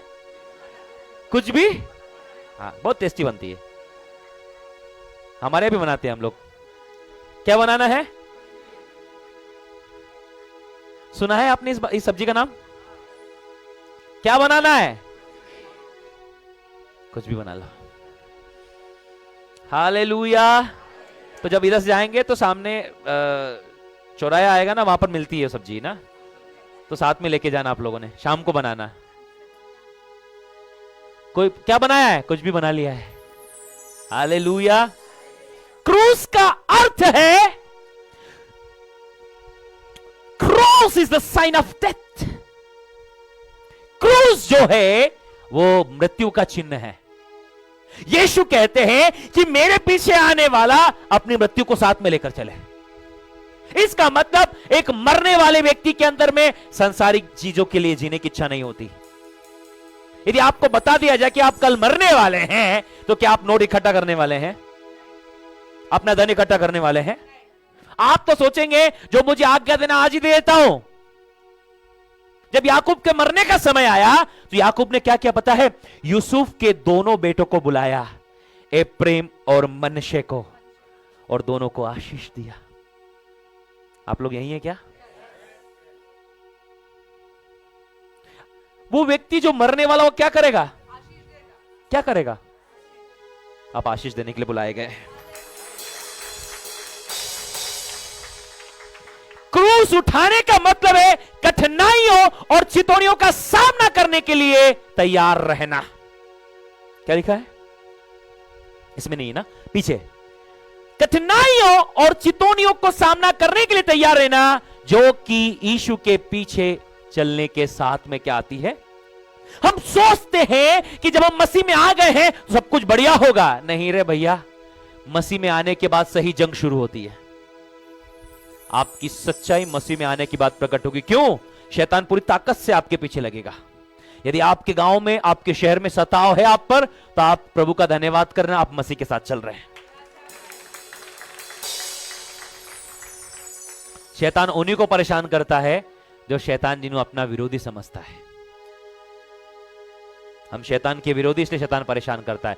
यदि हम शैतान हमारा भाई होता तो हमको परेशान करता है क्या? समझ में आ रहा है? यदि आप पर प्रॉब्लम आ रही है, इसका मतलब आप बिल्कुल सही जा रहे हो, आप बिल्कुल सही चल रहे हो। क्योंकि कठिनाइयां, चुनौतियां, यह सबूत है कि आप यीशु के क्रूस के साथ चल रहे हो। आप क्रूस को लेकर चल रहे थे, बातें होगी, ये बातें होगी, तय है। आप बोलो मसीह के साथ चलने का चिन्ह क्या है? परेशानी हो रही क्या? हाँ हो रही, बस बिल्कुल सही चल रहे हो। घर वाले चिल्ला रहे, हाँ चिल्ला रहे, बिल्कुल सही चल रहे हो। काम में समस्या आ रही, बोले बहुत आ रही, बिल्कुल सही चल रहे हो। कोई आके बोलता कैसे चल रहा? बिल्कुल बढ़िया चल रहा। मैंने कुछ तो ठीक गड़बड़ है। आके यदि तुम बोलो सब बढ़िया चल रहा, मतलब कुछ तो कुछ गड़बड़ है भाई। बढ़िया कैसे चल रहा है? यदि तुम्हें आग के अंगारों पर बिठा दिया जाए तो सब कुछ ठीक चल सकता है क्या? जहां आग होगी वहां उछलना तो होगा ही होगा। यदि आप शांत बैठे हो मतलब आग बुझ चुकी है। यदि आप यीशु के क्रूस को लेकर चल रहे हो तो कठिनाइयां और चुनौतियां तो आएगी आएगी। आपको पता है यीशु जब क्रूस को इस भरी दोपहरी में लेकर चला था तो वो गुलगुत्ता की पहाड़ी थी। क्या थी? और वो पहाड़ी पे हमारे कंक्रीट सीमेंट वाला रोड नहीं बना था वहां की नगर निगम के द्वारा कि यीशु चलेगा तो रोड बनवा दें। टेढ़ा मेढ़ा उबड़ खुबड़ रास्ता था, गड्ढे थे, परेशानियां थी। पर इतना 45 केजी 45 किलो के क्रूस को अपने कंधे पर लेकर जब यीशु चल रहा था लड़खड़ाते हुए उस लड़खड़ाती रोड पे, ये कठिनाइयां और तकलीफ और चुनौतियों का सबूत था। इसका मतलब ये है यदि आप यीशु के क्रूस को लेकर चल रहे हो तो कठिनाइयां और चुनौतियां तो आएगी आएगी, लेकिन आपको घबराने की जरूरत नहीं है। यीशु हमारे लिए क्रूस पर विजय हो चुका है। पढ़िए क्या लिखा है, क्रूस का अर्थ क्या है? हाँ, कठिनाइयां और तैयार रहना, जो कि हाँ, क्रूस के पीछे चलने का अर्थ समझ में आ गया? क्रूस को उठा के चलने का समझ में आ गया? क्रूस को उठाने का मतलब समझ में आ गया? यीशु ने कहा यदि तू मेरा क्रूस उठाकर मेरे पीछे ना हो ले तो तू मेरे राज्य के योग्य। आपको यीशु के क्रूस को उठाकर चलना है। दुख में, टेंशन में, तकलीफ में, बीमारी में, समस्या में, अकाल में, नंगाई में, जोखिम में, तलवार में, हर एक परिस्थिति में आप उसको थाम कर आगे बढ़िए। परमेश्वर का यह वायदा है आपके लिए, ये इच्छा है, ये मर्जी है, ये योजना है। जो मेरे पीछे आना चाहे वो अपना क्रूस उठाए। चेलों ने यीशु का क्रूस उठा लिया और आज यीशु के चेले यीशु का क्रूस उठा लें। हमें क्रूस उठाने के लिए बुलाया गया है। अपनी मृत्यु की चिंता ना करें, एक दिन सबको जाना है। कोई काम करके जाएगा, कोई फुर्सत में ही चला जाएगा। जाते हैं फुर्सत में भी लोग चले जाते हैं। कोई काम नहीं था तो लटक गए। सही बोल रहा हूं? क्यों मर गया? कोई काम नहीं था इसलिए लटक गया। क्यों गाड़ी तेज चला? तो कोई काम नहीं था, वैसे गाड़ी तेज चलाता था। कई अब तो सोशल मीडिया का जमाना है, कई न्यूज़ों में इन चीजों को देखता हूं मैं। आज अब गजब की न्यूज है। एक न्यूज देखी मैंने, एक व्यक्ति के पेट में दर्द हुआ तो यूट्यूब को देखकर उसने अपना ऑपरेशन कर लिया।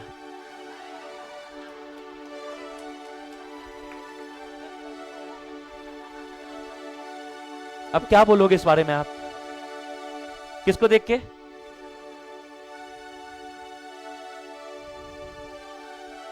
क्या कहोगे आप? उन्हें देखा ये क्या है यार, समझ में नहीं आया उसको, वापिस सिल दिया उसने और हॉस्पिटल लेकर के डॉक्टर को बताया। डॉक्टर बोला भैया तूने काटा, तू इलाज करा। Listen carefully people of God, अपना क्रूस उठाना है।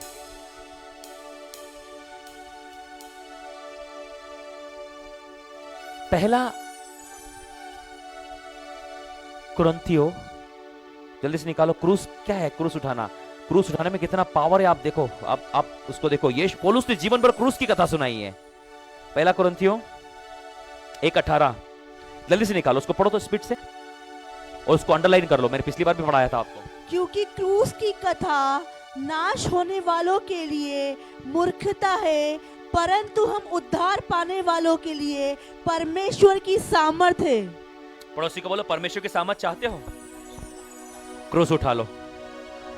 सामर्थ चाहते हो? देखो मेरे पुराने लोगों को ये पता चला क्रूस उठाना है तो उन्हें क्रूस उठा के गले में लगा लिया। कहां लगा लिया? हाँ। जबकि उनको उठाना था, क्या करना था? तो उन्होंने क्या कर लिया? अब क्या करना है? क्रूस, क्रूस को क्रूस उठाना है। ये पहना है कोई बात नहीं, पर मैं बता रहा हूं आपको क्रूस क्या करना है। क्रूस को क्रूस उठाने के लिए प्रभु ने बोला है आपको। ये बहुत गहराई की बातें हैं। क्यों? ये सामर्थ का रहस्य। यदि आप सामर्थ चाहते हैं, कई बोलते हो ये पोस्टी जी हम सामर्थ चाहते हैं, क्रूस उठा। जब आप यीशु के क्रूस को उठाकर चलोगे ना, सामर्थ को आना ही पड़ेगा। क्यों? क्रूस की कथा नाश होने वालों के लिए क्या है? मूर्खता। लेकिन हम उद्धार पाने वालों के लिए क्या है? कोई बोलेगा क्या है? परमेश्वर की सामर्थ। कोई बोलेगा परमेश्वर की सामर्थ। कोई बोलेगा परमेश्वर की सामर्थ। The power of God. ये क्रूस उठाने से मिलेगी आपको। यदि आप प्रतिदिन, अपने यीशु ने कहा ना कभी कभी क्रूस नहीं उठाना, प्रतिदिन अपना क्रूस उठाने के लिए बोला। कब बोला? Every day. हर दिन आप अपना क्रूस उठाकर, हर दिन आप चैलेंज लेने की, हर दिन चुनौती, हर दिन शैतान से आपका सामना है। आप डरिए मत, आप घबराइए मत, आप आगे बढ़िए, आप आगे बढ़िए। परमेश्वर तैयार है आपके लिए काम करने के लिए। लेस्टर समराल की बात मैं आप लोगों को बता रहा था। टीवी में देखा उसने, एक न्यूज में। सुनना चाहते हो? एक 16 साल की जवान लड़की थी, उसको पागलपन के दौरे आए, जबकि पागलपन नहीं थे।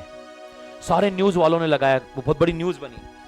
वो बोलती थी दो शैतान उसके आई भागे, दो बड़े बड़े लोग हैं, काले काले लोग हैं और मुझे काट रहे हैं। क्या कर रहे हैं? और वो लोगों को दिखते नहीं थी, वो केवल लड़की को दिखते थे और काटने के निशान सबको दिखते थे। और जब काटते थे रात और दिन उस लड़की को काटते थे वो।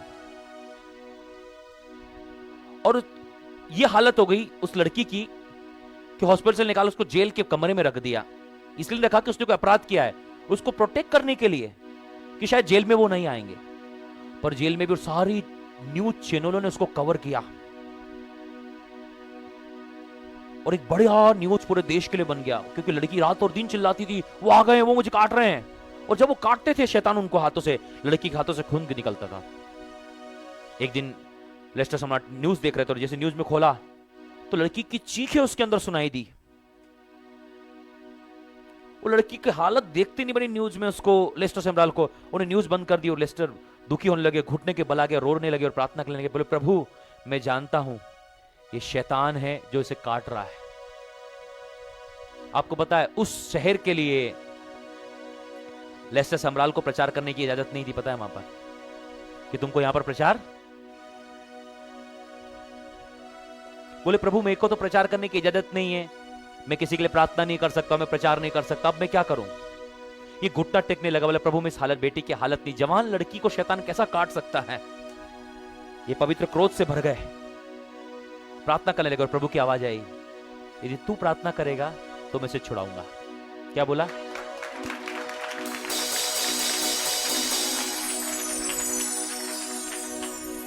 तू प्रार्थना करेगा तो? बोले प्रभु यदि तू द्वार खोलेगा तो मैं जाऊंगा। और अगले दिन लेस्टर समराल प्रार्थना और उपवास के साथ पहुंच गए। उन्होंने जेल के मेयर से बातचीत कर बोले नहीं तुम नहीं जा सकते वहां प्रार्थना करने के लिए। और उसने बोला कि नहीं मैं प्रार्थना करना चाहता हूं। जब परमेश्वर आपको भेजता है तो जेल का मेयर भी आपको दरवाजा खोल कर देगा।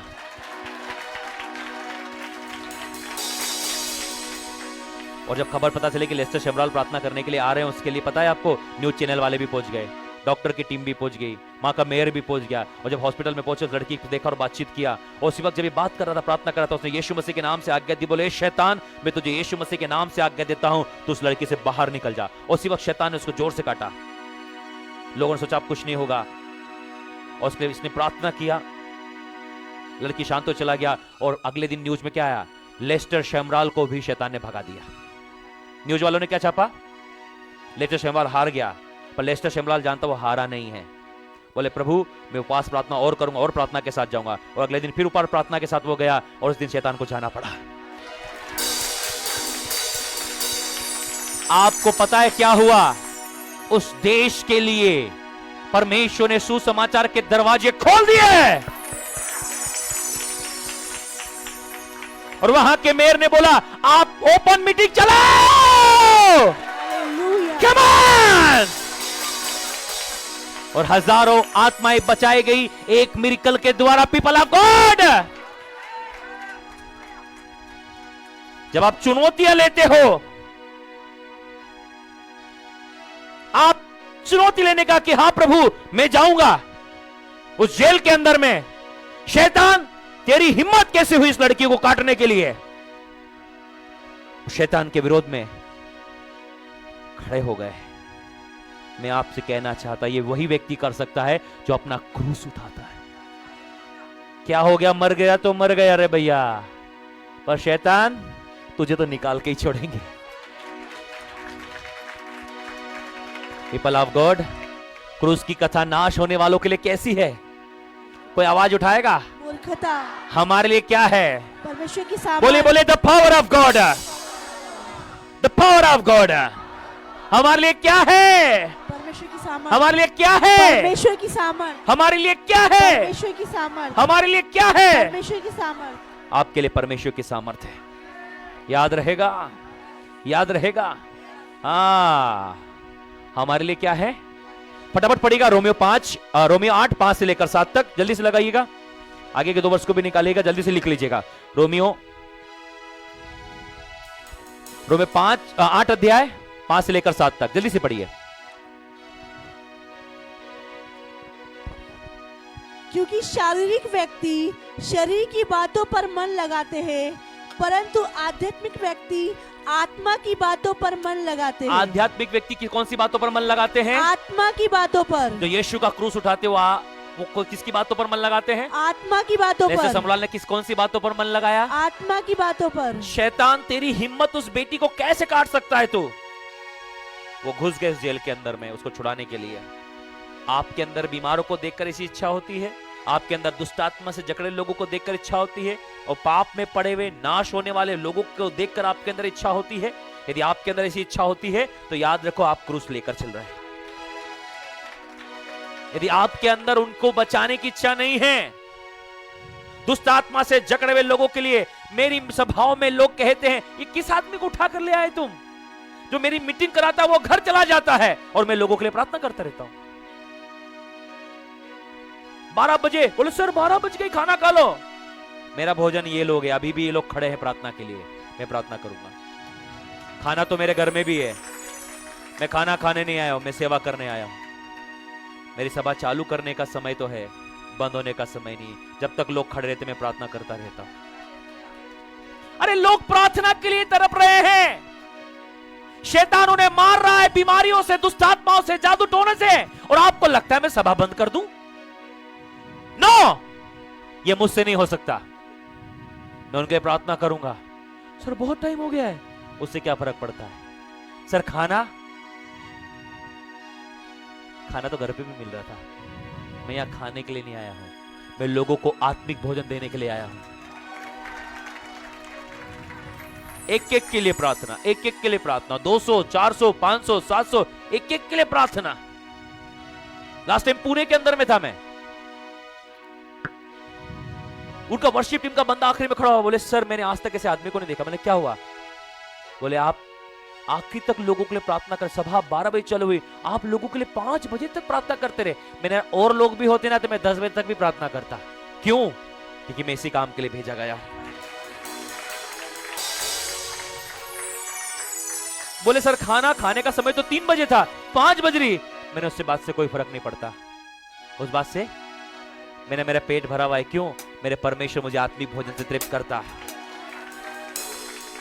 आप प्रार्थना कराते रहोगे, मैं प्रार्थना करता रहूंगा, चाहे 8 बज जाए, 10 बज जाए, भूख नहीं लगेगी। क्यों?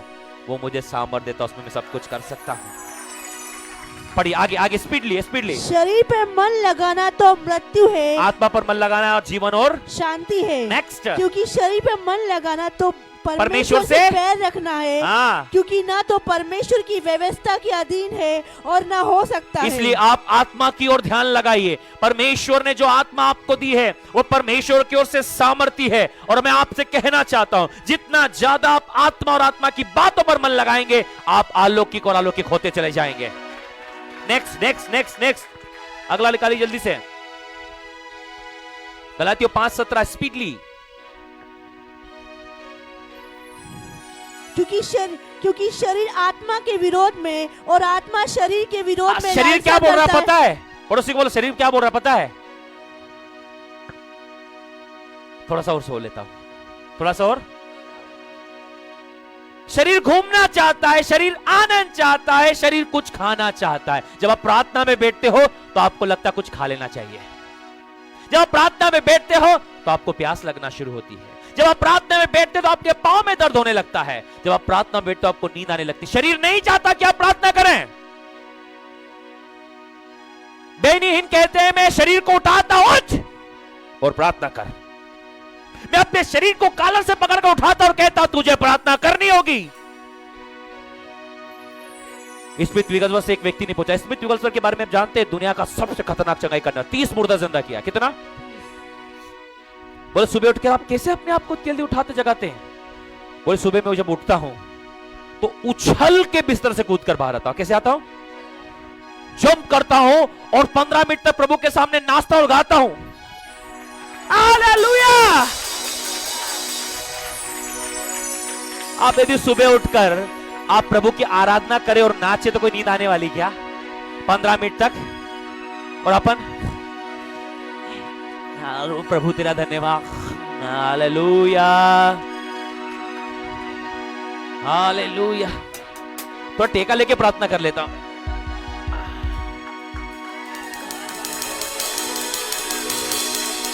हालेलुया।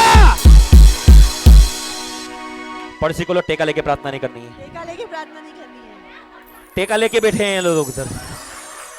हाँ ये भी बैठी है। हालेलुया।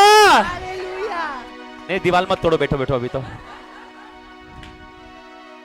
कई लोग बोलते हैं हमको नींद आ जाती है। क्यों? टेका लेके बढ़िया। और कई लोगों को प्रार्थना जब सोते तो मैं उठाता नहीं। क्यों? बोलते हमें सपना देख रहा था, दर्शन देख रहा था मैं। टेका लेके बैठोगे तो कितने लोग दर्शन देखना चाहते हैं? टेका लेके प्रार्थना करो, टिक कर ऐसे पीछे आराम से टिक कर, तुरंत दर्शन आ जाएगा। Listen carefully people of God, प्रार्थना करने में आलसी मत बनो। इस को देखो, जिसलिए प्रभु ने 30 मुर्दों को जिंदा करने के लिए इस्तेमाल किया। वो बोलता है सुबह जब मैं उठता हूं मैं कूद कर बिस्तर से बाहर आता हूं। कैसे? और प्रभु के सामने नाचता हूं 15 मिनट तक, कीर्तन करता, धन्यवाद करता, प्रभु धन्यवाद आज के दिन के लिए, और अपने दिन की शुरुआत प्रार्थना के साथ करता हूं। सोचो यदि हम सुबह बिस्तर से कूद कर बाहर आए और जोरदार प्रार्थना करें दहाड़ते हुए, तो कोई नींद आने वाली है? कम ऑन पीपल ऑफ गॉड, बोलो शरीर आराम चाहता है, शरीर आराम चाहिए। शरीर को प्रार्थना करना पसंद नहीं है, शरीर को आराम चाहिए।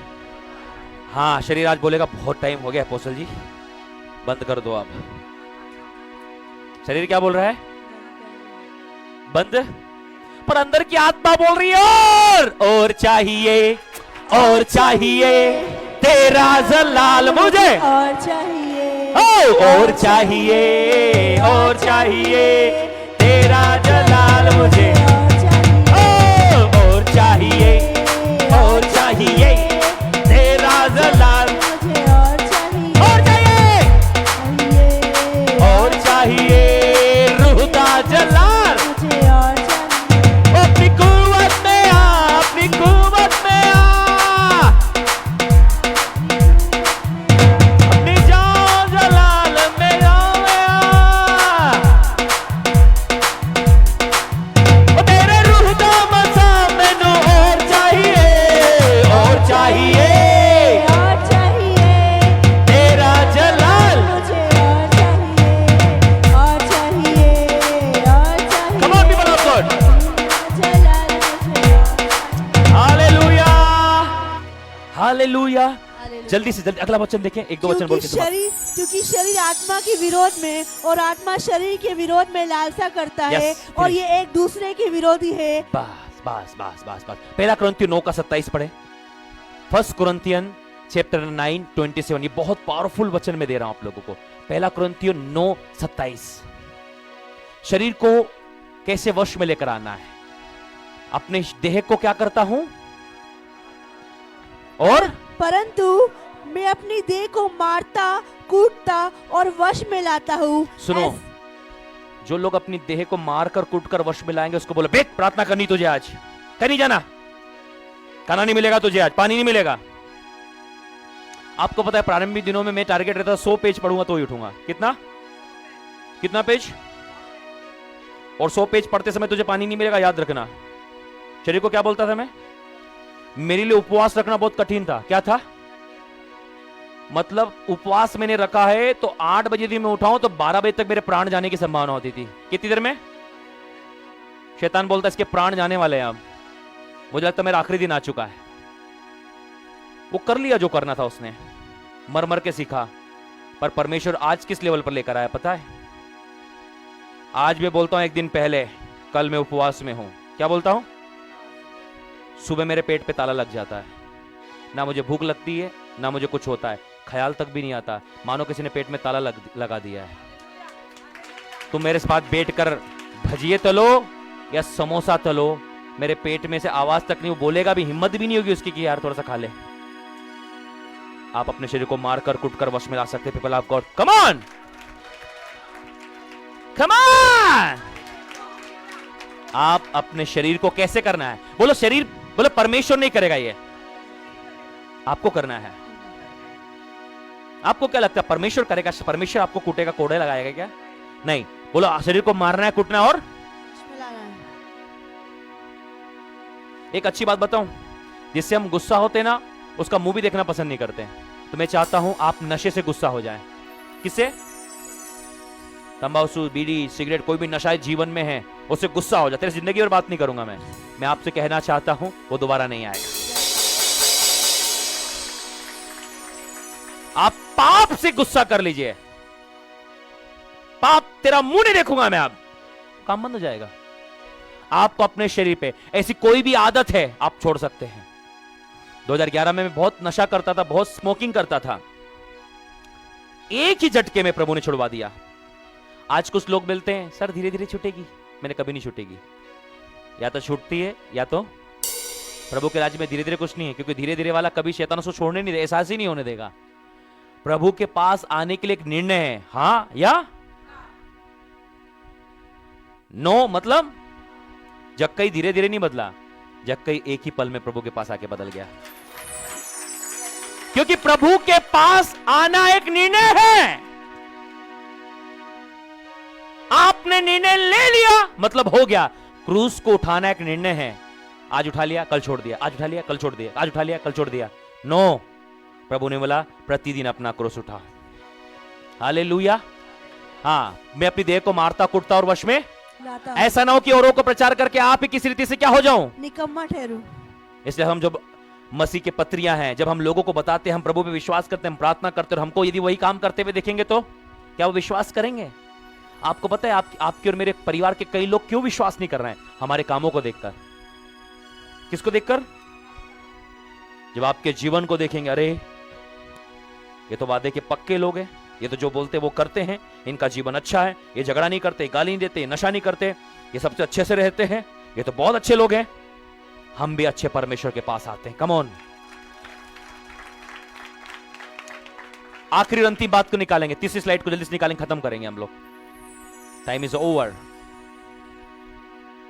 हाँ, आखिरी बात क्या है? यीशु मसीह के पीछे। पहली बात मैंने आप लोगों को क्या सिखाई? अपने आप का, और अब दूसरी बात अपना क्रूस उठाना। अब बोलो, क्रूस उठा लिया है मैंने, अब मुझे यीशु के पीछे चलना है। यह आखिरी और सामर्थ्य बात है, तुरंत खत्म करूंगा, ध्यान से सुनना। अब क्या करना है? यीशु के अब यीशु के पीछे भी चलना है। यदि आपको किसी व्यक्ति के पीछे चलना, भैया पहला वाला लगाना, यीशु के पीछे चलने वाला फोटो, तो क्या करना पड़ेगा आपको? यीशु के पीछे चलना है तो क्या करना पड़ेगा आपको? हाँ, पद चिन्हों को देखना पड़ेगा, उसके बिना उसके पद चिन्हों को देखे हुए। हाँ, निकालो पहला पत्रस दूसरा अध्याय, उसके पद चिन्हों को देखना पड़ेगा, तभी चल सकते हैं। पढ़िए भाई, वही वचन पढ़िए। हाँ, और तुम इसीलिए बुलाए भी गए हो, और तुम इसीलिए बुलाए भी गए हो, क्योंकि मसीह भी तुम्हारे लिए दुख उठाकर हाँ, तुम्हें एक आदर्श दे गया। प्रभु यीशु मसीह दुख उठाकर एक आदर्श दे गया। क्या आदर्श? कि तुम भी उसके पद चिन्हों पर चलो। इसको बोलते हैं पद चिन्ह। बोलो, पांव के चिन्ह। ये पद मतलब पांव। सब बोलो, पद का मतलब होता है पांव, पद चिन्ह का मतलब होता है पांव के चिन्ह। बोलिए ना, बोलो, पांव के चिन्ह को देखकर चलो। अब हमें अलग रास्ता नहीं पकड़ना, जो यीशु चलकर गया उसी रास्ते पर चलना है। समझ में आ रहा है? यीशु के पीछे चलना है मतलब जैसा यीशु चला वैसा चलना है। यीशु कैसा चला? प्रेम में, आज्ञाकारिता में, परमेश्वर के वचन में, गवाही में, अलौकिकता में चला। कैसा? जहां भी यीशु गया सब अलौकिक हुआ। कैसा हुआ? बोलो, उसको शादी में बुलाया, पता चला वहां पर कि दाखरस खत्म हो गया, कोई बात नहीं, दाखरस बन गया। आप जहां भी बुलाए जाते हैं, आप अलौकिक काम के लिए बुलाए जाते हैं। याद रहेगा? याद रहेगा? पड़ोसी को बोलो, मैं अलौकिक व्यक्ति हूं, मैं जहां जाऊंगा वहां अलौकिक होगा। अच्छा, ये बात बताइए, आपने परफ्यूम देखा है? सेंट, इतर, इसको ले जाएं यदि अपन इंदौर तो ये इतर रहेगा या बदल जाएगा? उसका काम क्या है? उसका काम बंबई जाएगा तो, अमेरिका जाएगा तो, कि बदल जाएगा? यदि कोई अलौकिक है तो उसका काम क्या है? इंदौर में, बंबई में, इंग्लैंड में। आप कौन हैं? हम कलीसिया में अलौकिक रहते हैं बस। अलौकिक कहां पर है? हम जैसे दरवाजे के बाहर गए हम लोकी हो जाते हैं, अलौकिक नहीं होते हैं। क्या हो जाते हैं? आहट जाता है, लौकिक हो जाते हैं हम लोग। अलौकिक व्यक्ति हर जगह अलौकिक होता है। यीशु शादी में गया तो वहां भी, पहाड़ पे था वहां भी, नाव में था तो, गतसमनी के बाग में, जहां भी था वो कैसा था? क्योंकि उसने मान लिया मैं अलौकिक हूं। इसलिए आप भी अपनी पहचान मत बोलो कि आप हो कौन। हम तो जहां जाते हैं हम तो यही करते, यीशु के नाम से बस, बुम, हालेलुया। अपनी अलौकिकता को कभी ना भूलें। अपनी पहचान को कभी ना भूलें। आप यीशु के पीछे चलने के लिए बुलाए गए हैं। जो यीशु कर सकता है, यीशु ने बोला आप वो कर सकते हैं। क्या करना है यीशु के? जल्दी से हाँ, यीशु के पीछे चलने का मतलब क्या होता है? सब बोलिए, प्रेम, वचन, आज्ञाकारिता, गवाही और मसीही जीवन। मसीही जीवन मतलब, बोलो बोलो, मसीह के जैसा जीवन, जैसा मसीह देखता था, बोलता था, प्रार्थना करता था। आपको पता है यीशु मसीह की एक प्रार्थना मुझे बहुत पसंद आई। आप सुनना चाहते हो कौन सी वाली? निकल बाहर। कौन सी वाली? चुप और निकल जाओ उसमें से। यीशु ने सेवकाई में कभी भी आंखें नहीं बंद करी। दुष्ट आत्मा को देखता था और बीमारों को देखता था और सीधे बोलता था, ठीक हो जा, चंगा हो जा, देख। कोई झंझट ही नहीं, कोई टाइम वेस्टिंग नहीं। हाथ रखकर आधे घंटे तक प्रार्थना कर, ऐसा कोई रोल ही नहीं है। सीधे खट खट खट खट। उसकी पर्सनल प्रेयर थी, वो डिफरेंट थी। आपकी सेवकाई की प्रार्थना अलग होना चाहिए और व्यक्तिगत प्रार्थना। जब आप सेवकाई में होते हैं, वहां प्रार्थना विनती नहीं होती, आज्ञाकारिता होती है। वहां पर आपको कमांड करना है, ए चंगे हो जा, ए निकल जा, ए फायर रिसीव करो, ए हैंड रिसीव करो। वहां अधिकार रिलीज होता है। जब आप व्यक्तिगत होते हो, अपने आप को नम्र करते हैं और पिता से प्रार्थना करते हैं। समझ में आ गया आप लोगों को? बोलो, दो प्रार्थना है, एक आज्ञा देने वाली, एक प्रभु के साथ नम्रता से बैठने वाली। याद रहेगा? बोलो, ये मसीह जीवन है। दो वचन निकाले जल्दी से। पहला पतरस 2:24 पढ़ लिया। आखिरी वचन पहला योना 2:6 पढ़ेंगे, हम खत्म करेंगे। तैयार हो जाइए। और जो कोई ये कहता है कि मैं उसमें बना रहता हूँ, उसे चाहिए कि आप भी वैसा ही चले जैसा वह चलता था। 3 तक बोलूंगा, सब एक साथ पढ़ेंगे। 1 2 3 पढ़िए। जो कोई ये कहता है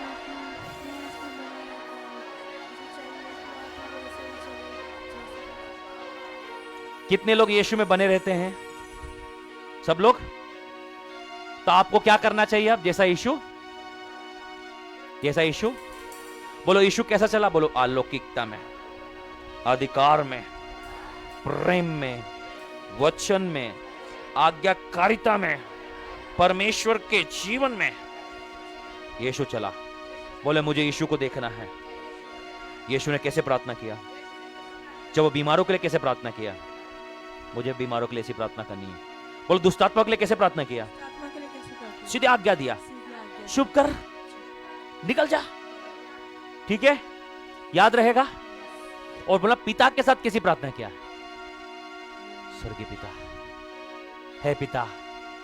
कैसी प्रार्थना किया? अपने आप को घुटना टेक के पिता के पास।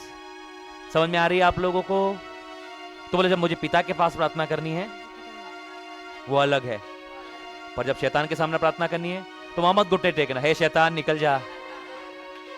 आंख बंद करोगे, दुष्ट आत्मा गायब हो जाएगा। आंखें खोलकर उसकी आंखों में आंखें डालकर बोलना, शैतान निकल जा। समझ में आ रहा है? आ रहा है?